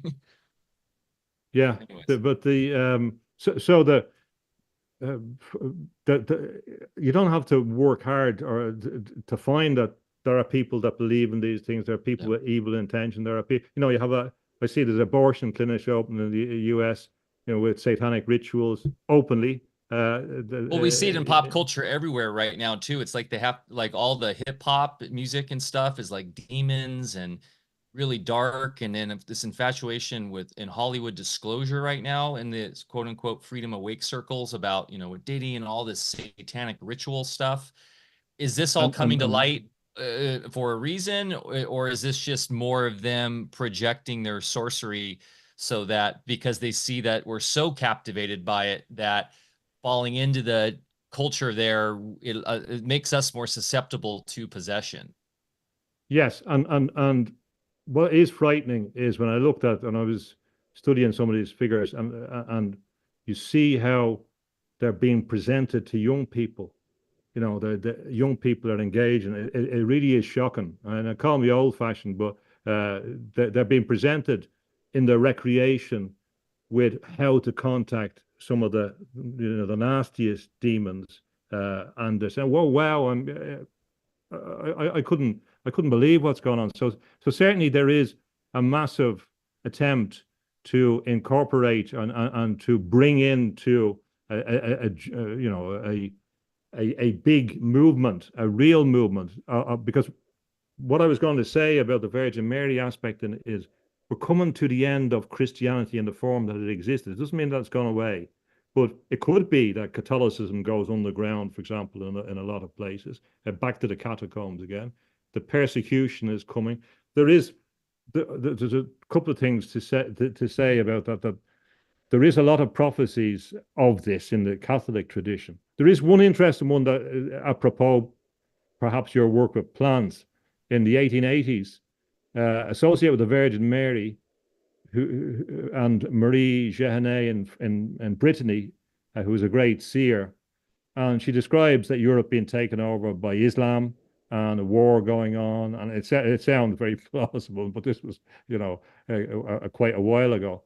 And they described a massive plague that will come, and this plague will be associated with 7 days in the body and burning, that the face will appear as it was burning. But what's interesting about that was that the Virgin Mary said she gave a cure in that. She said that no medical potion will be able to deal with this, but there will be one cure, which I believe is white hawthorn, the leaves of hawthorn, a decoction from hawthorn. So that's quite interesting. There may be an upsurge in demand for hawthorn that's also interesting, since hawthorn is, recognized as the best single herb for heart function. So maybe it's about finding our heart again.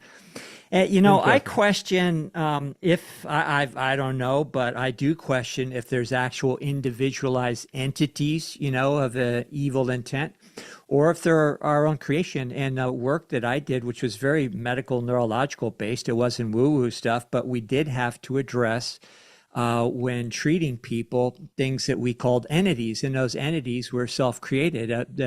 For an example, 2 different classifications. The old, I think the German term was doppelganger, which would be like voodoo, where somebody is projecting energy onto somebody else, and then or an obsession where we gather the momentum within ourselves through our obsessive focus. But the point is the human consciousness has the ability to concentrate energy to the point where it becomes a living entity. And I saw some spectacular things when I was treating people. One time in our research center where we were with very grounded, brilliant doctor types, very science backgrounds and all that kind of thing. We actually witnessed a person levitating off a table and, then flopped down on the ground once we, did certain things, not an exorcism or anything, but by treating the body to dissipate that energy field so it no longer had control of the faculties of that individual. So I think a lot of this is self-created, and that's the biggest secret that's being kept from us, is that we have the ability to do some pretty fantastical things, including sabotage ourselves. Yeah, and well, of course, there's all the Jungian notion of autonomous complexes from the dark side. But I think there's a danger that they ignore the actual ontological reality of stuff out there. And this is what a lot of people don't believe, that there is actually stuff out there that can that can interfere with us. And one question again, if you take the Prometheus example, if all this stuff is correct and there's so much focus and so much energy, where is he? Where is this, even the egregore? Where is the thing out there? It doesn't seem to exist in any real sense. You know what I mean? Whereas, and then the other interesting aspect of it is that people say, well, I don't see, I can go into this realm and I don't see Jesus or the Virgin Mary. You're not going to see, the Chinese people, if you've gone to India in the same, you're going to different places, which is another interesting thing. The conception of what it is that we're dealing with, which is difficult. The discarded image that C.S. Lewis was talking about. But I don't have any problem. For me, I'm certain.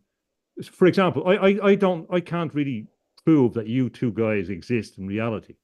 Unfortunately, I hadn't had the luck to meet you in person. So in 5 years' time, it may be impossible for me to know that there is a real person at the other end. Well, less than that, the thing. So do I think you exist? Yes, I do think you exist. But I mean, I have the same questions in relation to entities out there. And there's certain entities that I've seen in different contexts that, it's difficult. You have to exercise discernment. But do I believe that those entities exist? Yes. Do I believe the Virgin Mary exists? Absolutely, 100%. I don't have any doubt about it. It's not a construction in my head. Of course, I know that won't satisfy anyone. But I'm telling you two people as friends in this context, yeah, I do believe that this is a real force, and also in relation to the study, for example, of the apparitions. There's a remarkable body of literature that explained what was happening in relation to the world, explained from the 1800s that there was this force, a demonic materialist force that was manifesting and that was indicating whether it was communism or later aspects of capitalism, which was an intense materialism, which was attempting to take over religious worship, etc., which it has been quite successful at doing, and a remarkable symbology in the whole range of apparitions. And when I looked James, you also have the tradition of the Catholic exorcists. You can't deny, right, that those were physical, real experiences they had that were unexplainable as well. If you talk to any of these people that know what they're talking about, it's very difficult to believe that they are creating these things. I mean, some of them are very affected by the experiences. I don't have any problem with that, and I don't have any problem when I'm looking at some of the people I'm seeing in the world at the moment. That we're seeing different type of people. I don't think it's just because I'm getting old, but there's different types of people out there now, and there's also a loss of a certain type of person. In our Catholics were persecuted for hundreds of years in Ireland, and again for nearly a millennium. We take it. We include the Vikings, and that's certainly a millennium. But and they were persecuted before that. But if you're talking about, I'm going to see shortly one of my aunts who's in her 90s, and she'd be that kind of old Catholic. Now these were not, they weren't dogmatic. They weren't interested in all these kind of rules. They were interested in a deep belief, which was informed by ideas of the Holy Spirit. Because there's a book out on Christian atheism by Zizek. Now, this is another part. He says it openly. They're trying to undermine Christianity by being involved in it. So, but I'm not letting some of these things go. In fact, it's making me defend some of the things a bit more rigorously. But my aunt as well is she talks about talking to the stones and talking to the land in a way which is totally pre-Christian.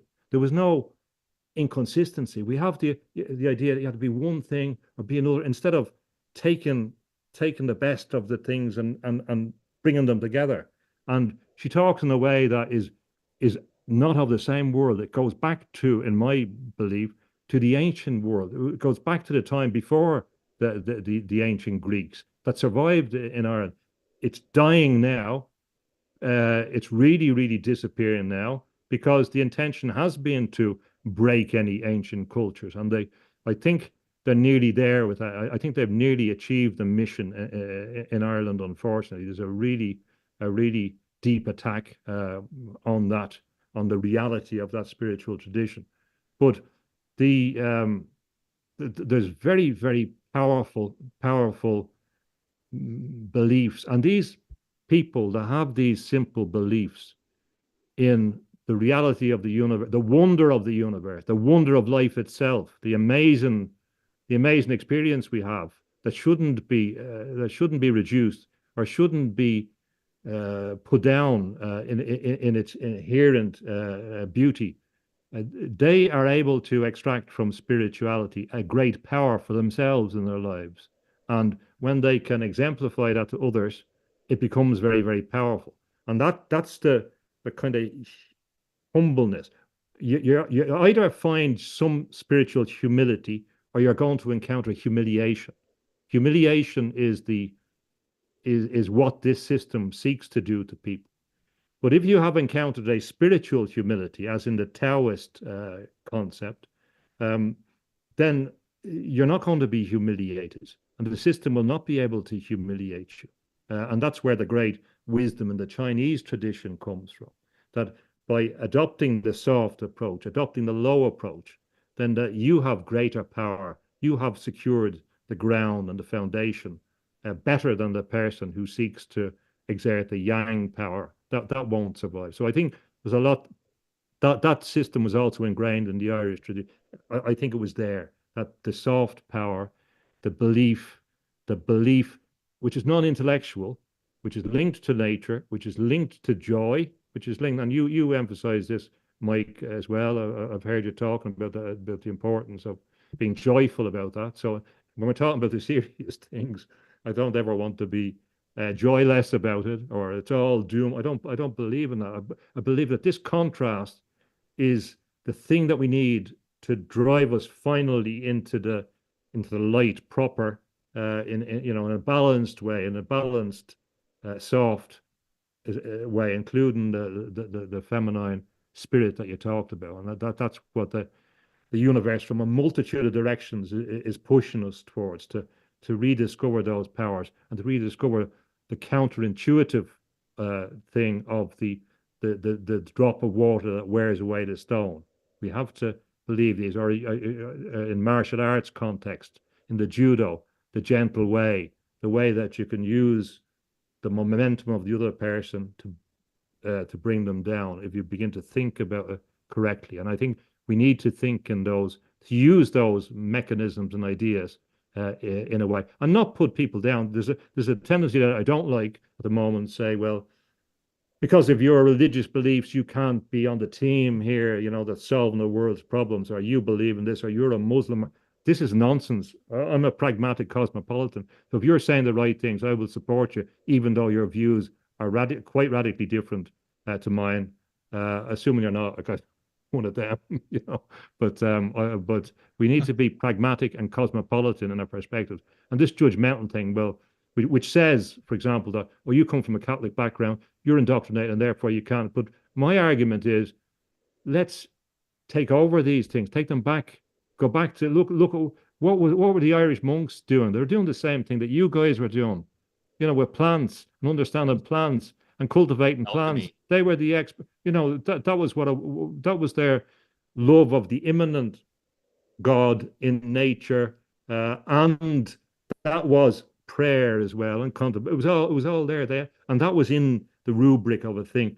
I believe in Ireland that the Druids moved into Catholic Christianity voluntarily because of the Dark Ages that had happened with the volcanic eruption. But what I'm saying is, let's be complex, let's be open, let's retrieve the wisdom of those traditions and begin to apply it in a different context without putting people into the boxes. And the possession thing, we have to be very, very careful that we're not possessed. You can be possessed by a philosophy, an ideology, and these things are ideological as well as the technology, and as well as by an entity. And the fullness of your own spiritual realization is the thing that protects you. By connecting with the highest, whether you conceive that as the Archangel Michael or Lao Tzu or whatever way works for you, or the Buddha, these are the connections that we want to orientate us in opposition to adversarial forces, and they work. There's some interesting work done by Trevor Constable, who was a student of Wilhelm Reich and others, and he was able to chronicle the existence of external entities through infrared photography. And these he described as interdimensional beings. There's pictures of them, you know, that are available in his books and so forth. And he also worked with these entities on a conscious level as far as learning communication techniques in order to access, a vocabulary with them. And he described some as just being completely indifferent to us, some as being completely unaware of our, existence, just like most of us are of them. And then he also described a minority of these entities that were actually quite malevolent and working against us.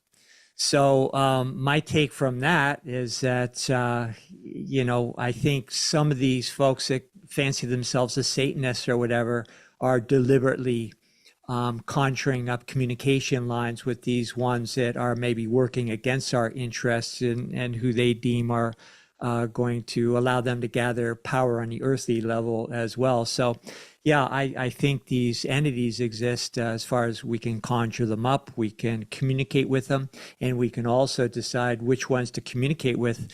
And I think just one last comment about all the technologies that we're discussing relative to controlling people. I think some of the best technologies are really low tech. For instance, trauma. I think a lot of our professional programs like medical training and legal training so far are all trauma-based. MK Ultra is trauma-based. And then also all we have to do is look around us, and there seems to be this great inclination to create trauma on every level in our lives. So I think they've been doing a good job fragmenting our personalities and disconnecting us from source, just with some low-tech ways as well. There's no question. And of course, where did that knowledge came from? It came from, in particular, in London, with all the big pool of returning men from the 200,000 men that couldn't do anything. Their nerves were gone, understandably. So they experimented on them. And the same, Dunkirk was the other one. All these people evacuated, and they suffered massive trauma. So they began to experiment on them, and that's where William Sargent's work came from. And William Sargent was the one that would have influenced a lot of the theories in the United States. So they have a big pool of people from there, and they understood the power of the creation of trauma and how that would be able to even change people's mind and how it worked. And that ties into Michael Nell's and the indoctrinated mind and the idea of the disestablishment of the hippocampus and memory thing and breaking that up. And again, with the symbolism, the hippocampus and the horse in the mind, as well as the snake image. But there's no question. It's the same thing about that trying to get on our nerves. So getting on our nerves, literally. And so some of the things we think of as just as annoying have a function.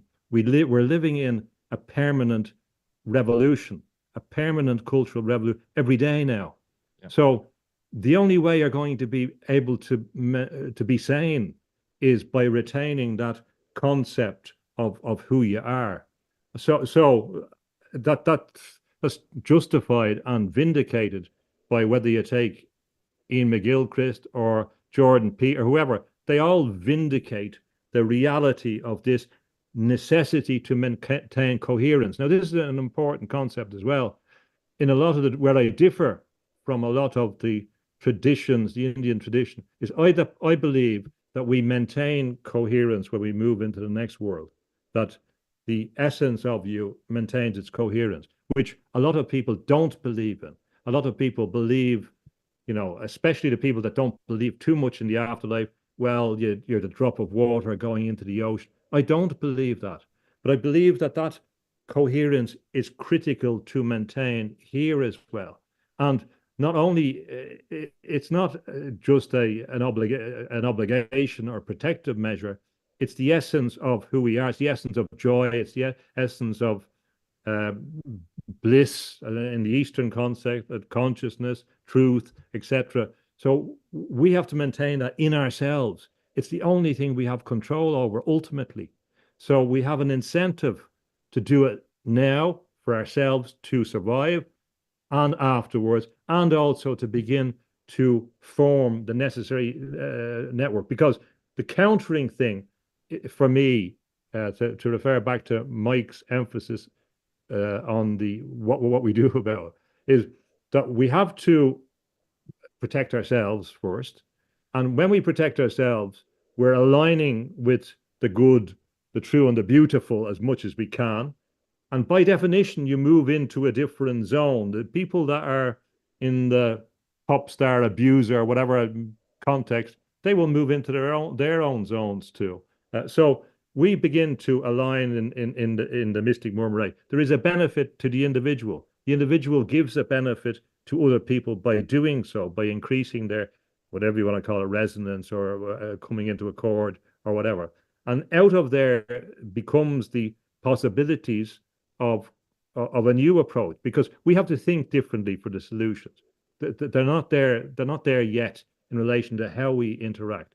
We certainly have to be pragmatic, as Mike talks about, using technology as appropriate. We can't go backwards in some. We have to integrate. We have to have different emphasis, but we have to move on to a different level and begin to invoke these spiritual gifts, which come when you practice them, when you believe in them.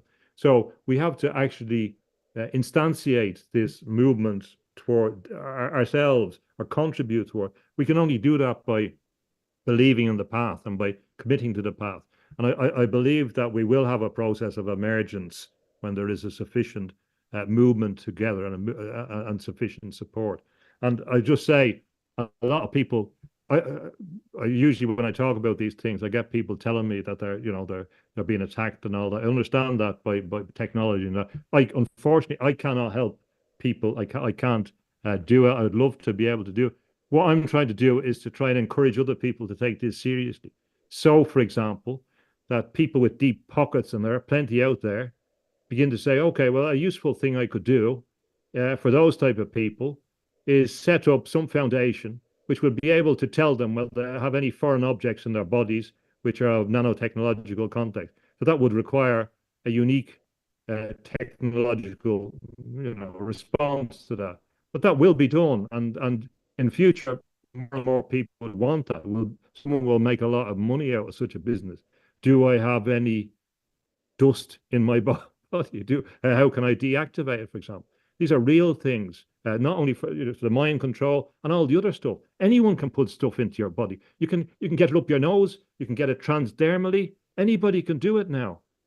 So it's a real big problem. There needs to be a technological response from people that can provide countermeasures, which include monitoring whether people have foreign objects or sensor objects in their body, and how to get rid of them, how to prevent them, etc.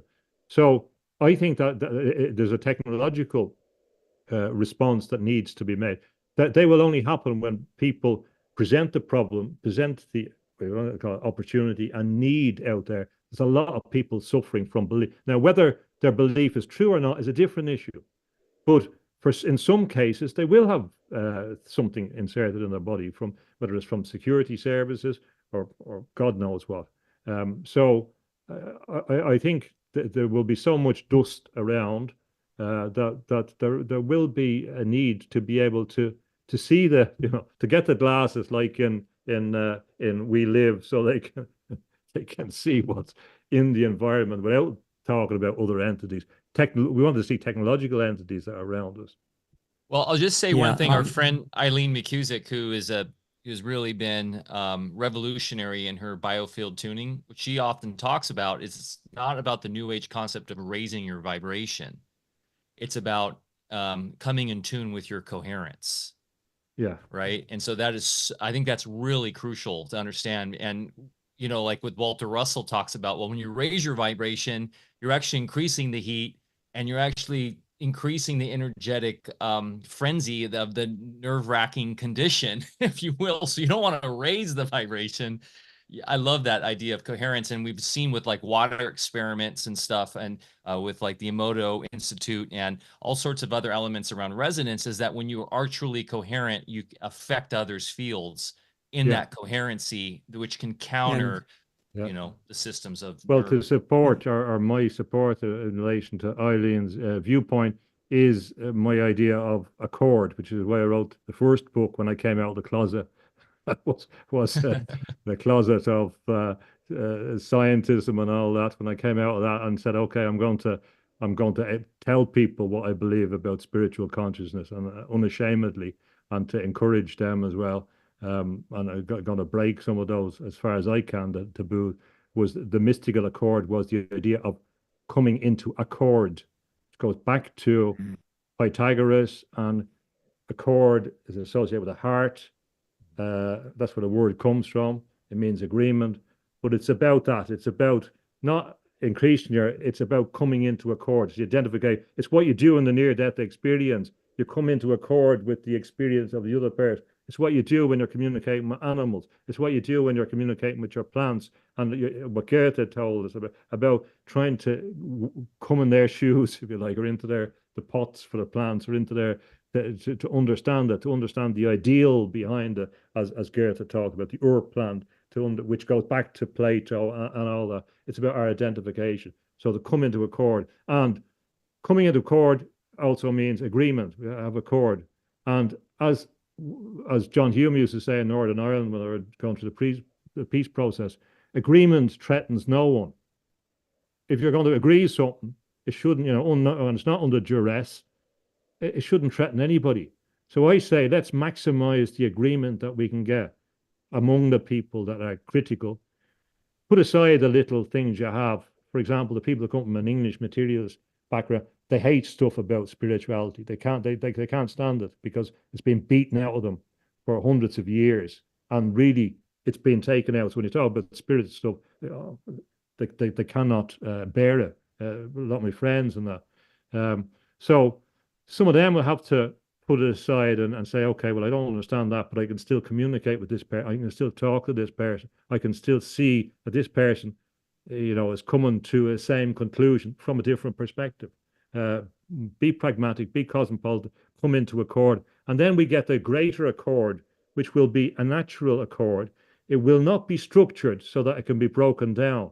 If we are united by a common accord, which is invisible, unstructured, it's not written in bonds of blood, It's through a voluntary association of the best of ourselves.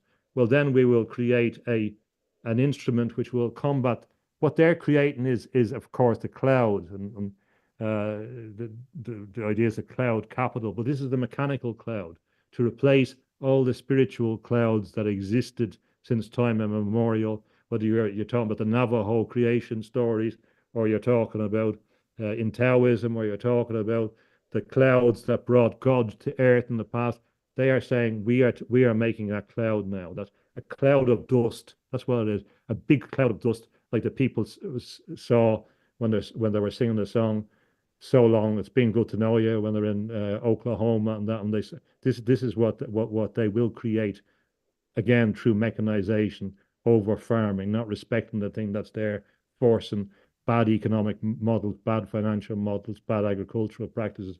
They're doing the same thing in relation to the human consciousness itself, in relation to farming of us. Yeah, so I agree with those sentiments come into accord that we don't, there is a desire for a lot of spiritual seekers to seek some ultimate final experience. This is what Timothy Leary advocated, that kind of garish glare that he talks about in the High Priest. And I don't agree with that. That's a sensational, a physiological thing. That's not what spirituality is about. This kind of, oh, I had this fantastic experience, and you can tell all your mates about, or in the pub or whatever like that. That's not. That's about sensation and a physiological sensation that can have a psychic element. It's not really what spirituality is about. So, in spirituality, again, emphasizes interconnection, care, and guardianship, custodianship, respect for the entity that you're dealing with, the plants or whatever, respect for the sea, respect for the Tao of the sea and how that works. And we know that they're destroying the atmosphere now. We know that because they hate nature. There's another strong tradition in the materialism that hates all this mucky stuff, all the good stuff, all the compost. They fear all that kind of stuff. And that's what we have to embrace. We have to embrace the earth that we came from, that the spirit is infused in, the dust that makes us. That's why on our channel from day one, our overriding message has been get outside and create coherence with nature, get reconnected. One final comment about technology. I love technology. I'm not against it. On the other hand, when we externalize our power into that technology, of course, that's when we have the problems. But one thing that escapes, I think, most of us is that technology cannot be brought forth in an externalized form unless it already exists within ourselves. So I absolutely agree with you that there will be technologies, and it's important to develop those that will help bring us through whatever we're facing right now. But I don't think we have to wait for that technology, and we have the ability to tap into that ourselves. And I think that's what we see some people doing right now that seem to be rising above the fracas. So again, not at all suggesting that we don't acknowledge that there's some real forces deliberately working against us, but within a proper context, I don't think we have anything to fear as well. Bring back the bells. There's a great conspiracy rabbit hole around how all the cathedrals and all the buildings from not that long ago had large bells on them that would ring a coherent resonance that would counter. I had that in my childhood in our neighborhood. We had the Catholic church, and the bell rang there every so often, and it's just part of the community. Yeah, and supposedly they took them all down to melt them into bullets for the world wars. It is interesting. An interesting point in that, talking about, I'm going back to your original question about what's happening over here. One thing that is interesting is, I haven't been back to Scotland for a long time, but Scotland, I think, has a population of 5.5 million, if I'm not mistaken. But the figures that I saw since I left there was that 1 million people have left the Church of Scotland. Quite extraordinary. Now, I believe that's the figure I saw. I don't dispute that. I've talked to people, Episcopalian Church of Scotland.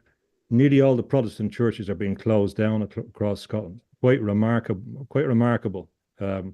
Same thing is happening here in Sweden. Now, you can buy churches cheaply. It's remarkable transformation. And you have to remember that in many senses, the state church here, which was an established church, but it became disestablished, but then people began to leave it. So it's still notionally quite strong. But according to the figures, most of the people don't believe in God. The vast majority in the church don't believe in God. It's about something else. So you have this remarkable transformation going on in relation to some places that are very old. Some of these churches would have been taken over as, Catholic churches, of course, before that, and going back and tradition, going back to the monks and all this.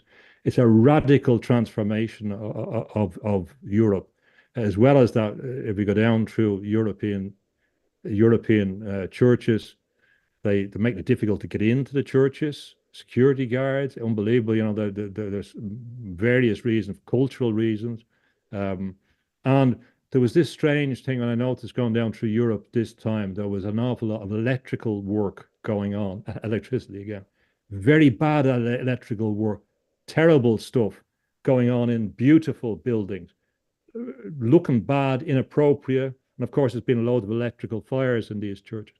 Now, Chartres was the cathedral that led Henry Adams to think about Virgin and the dynamo. And of course, the Americans wanted to bomb Chartres during the Second World War. There was no threat to them. They claimed there was Nazis hiding in it, but they wanted to destroy it.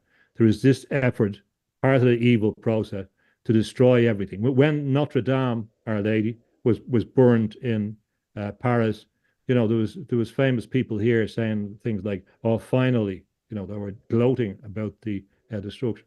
So this evidences a deep destructiveness.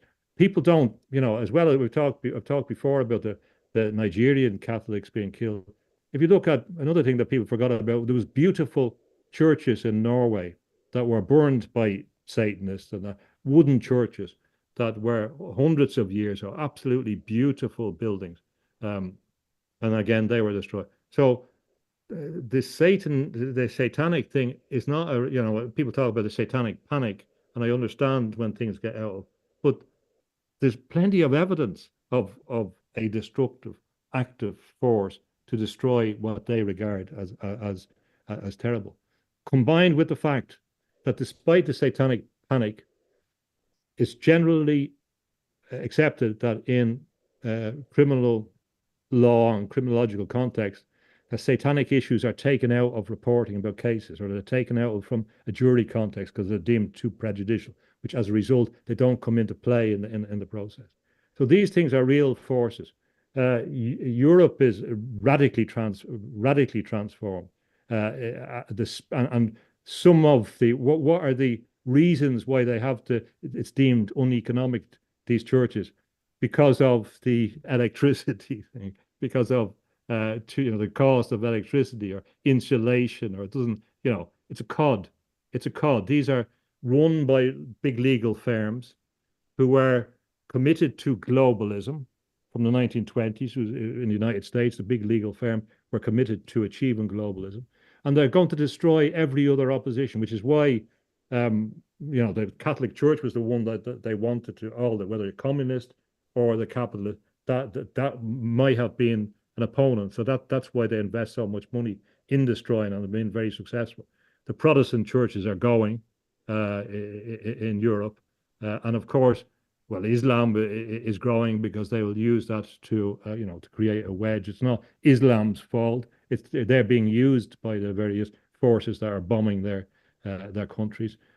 So it's a remarkable transformation. It really is a remarkable transformation. So that is ongoing before our eyes in rapid time. So very shortly, in a number of countries, the tradition that was there for a long time will be gone, and it'll be a distant memory, and it will be portrayed as an evil force that took over from the enlightened, scientific potential that was there in the multicultural society that has been created by the plantation process that we've talked about. So that is remarkable, and I urge people to learn their history, because there's an awful lot of people in the movement that I agree with, but they have no idea about European history, and when they talk about the certain of the things, or we didn't get around to the Black Legend, but what I find interesting is that the Black Legend basically was the propaganda that the British Empire came up with to put the Spanish down when they were involved in the Peninsular Wars in the context of the struggle against Napoleon. And so they concocted awful stories about the Spanish that went on and still go on because people repeat them as truth. And these influence kind of ideas, say, for example, the Spanish Inquisition. There was more priests killed in the Spanish Civil War, like in my father's time, in less than 5 years, than was killed in the entire Spanish Inquisition over 500 years. So, and these people, who are these people that were involved in it? The Stalinists and the Trotskyites that were fighting each other, including George Orwell and all these, the intellectuals from America, and they present some of these things are very close. It was very brutal from both sides, and right and left, what was going on.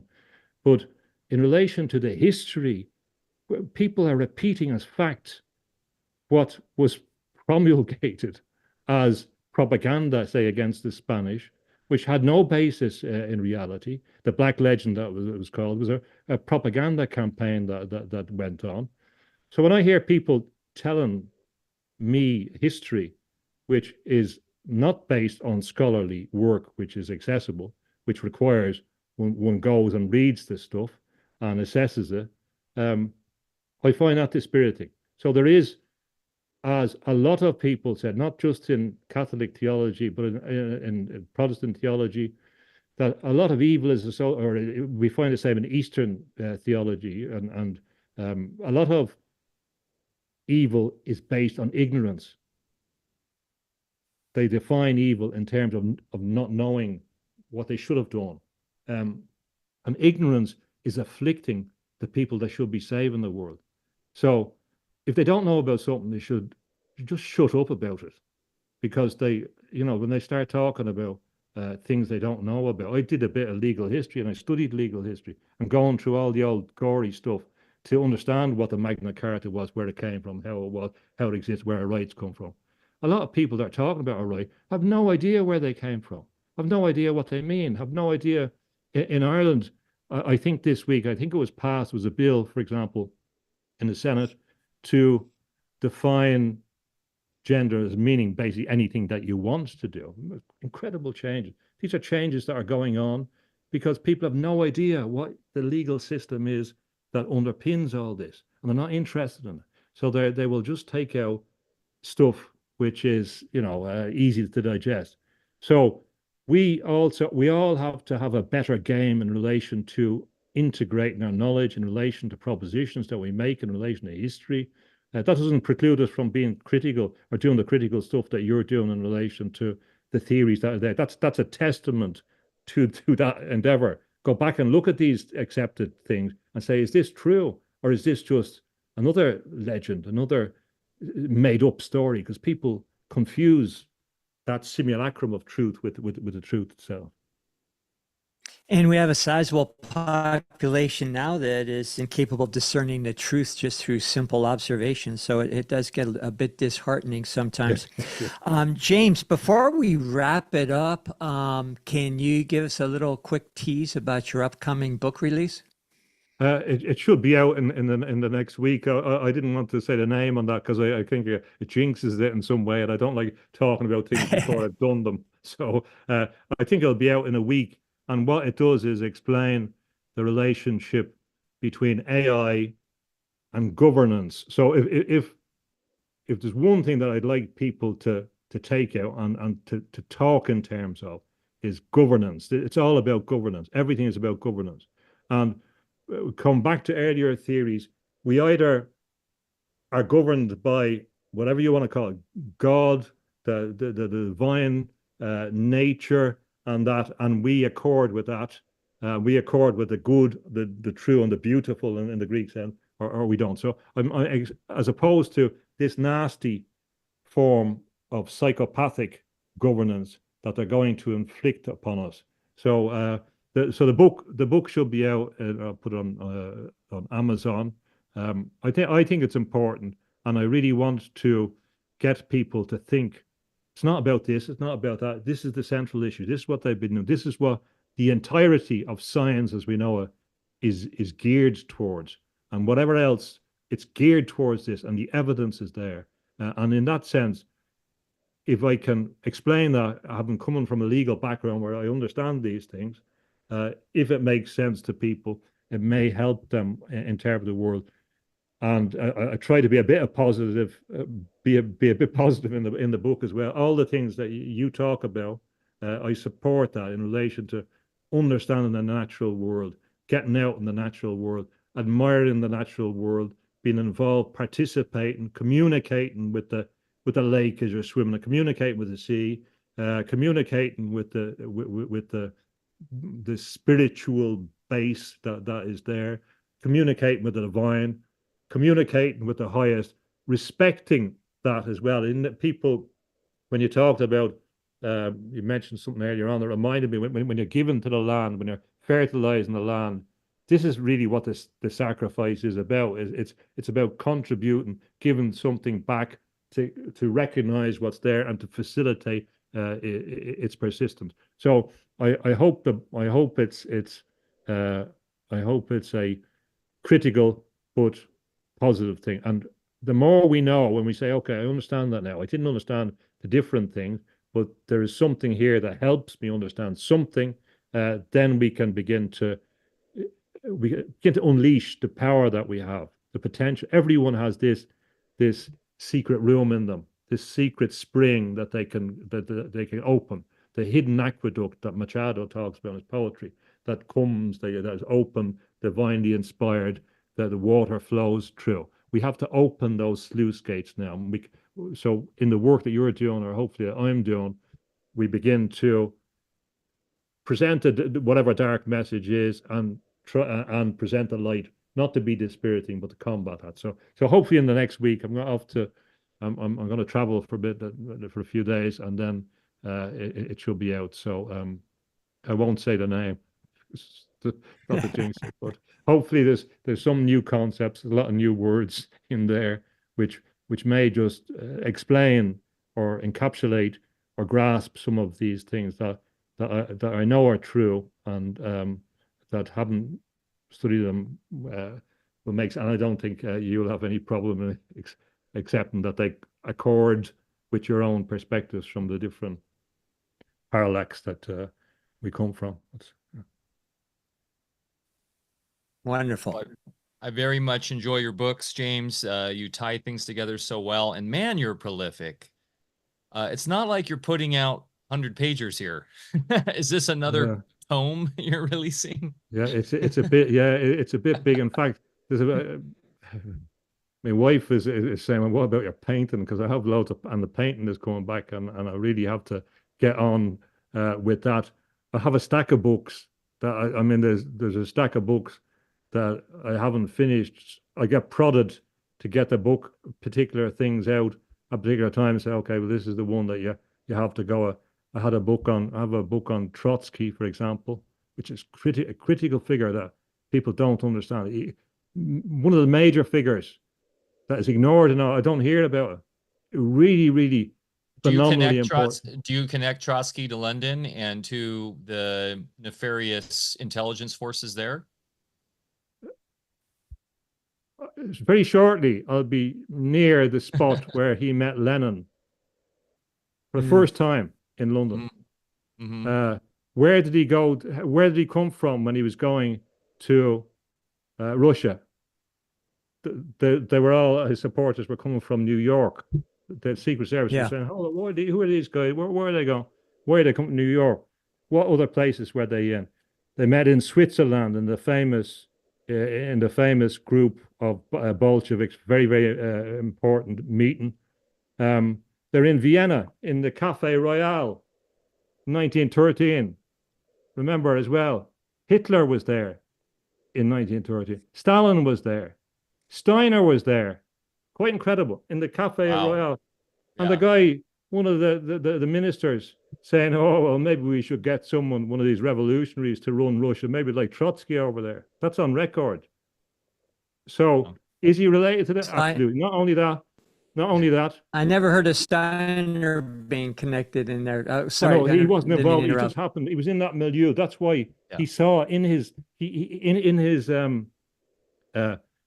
in his work, he is telling what is coming. He feels it coming, and it's in his lectures. He describes this Ahrimanic force which is coming, and a lot of it is related to detecting this which is going around. It's quite remarkable, and it corresponds in his lectures. If you look up on the in around September 1913, he predicts really what's coming. He senses, he knows what's coming, and that's why the darkness is there, because he's in the honeypot. But all these honeypots are coming from like Vienna, as we said, Switzerland, London, associate with the power thing. Not only that, but of course, when Trotsky's in prison, he's studying esoteric things that people forget about, and there was an argument that when he was going around during the Civil War, that he was trying to portray himself as a satanic figure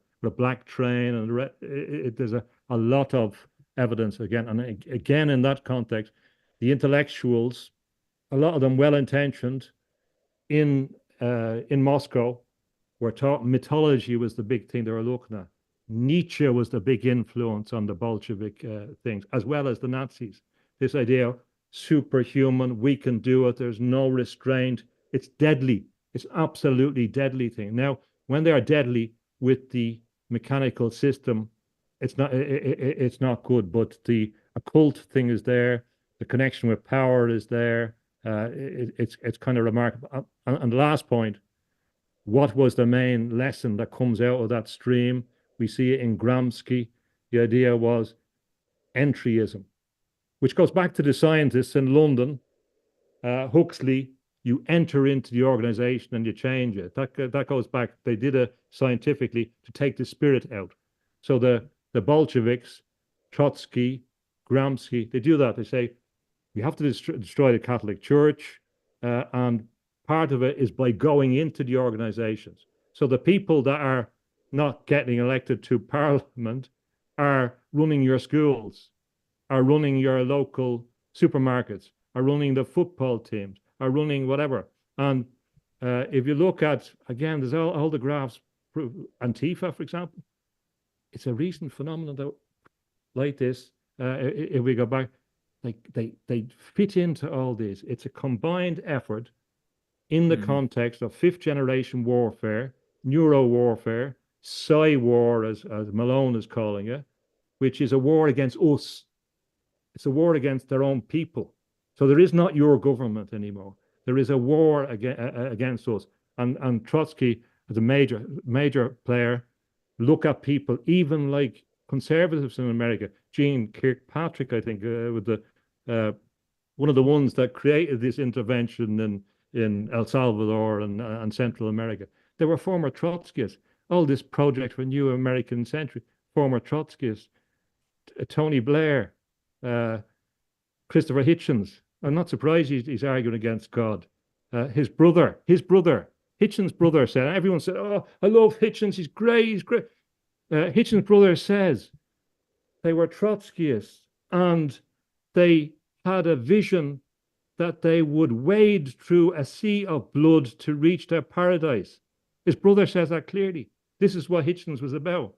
And they do, not just them, but other groups as well, allied to this environmentalism, allied to the capitalism.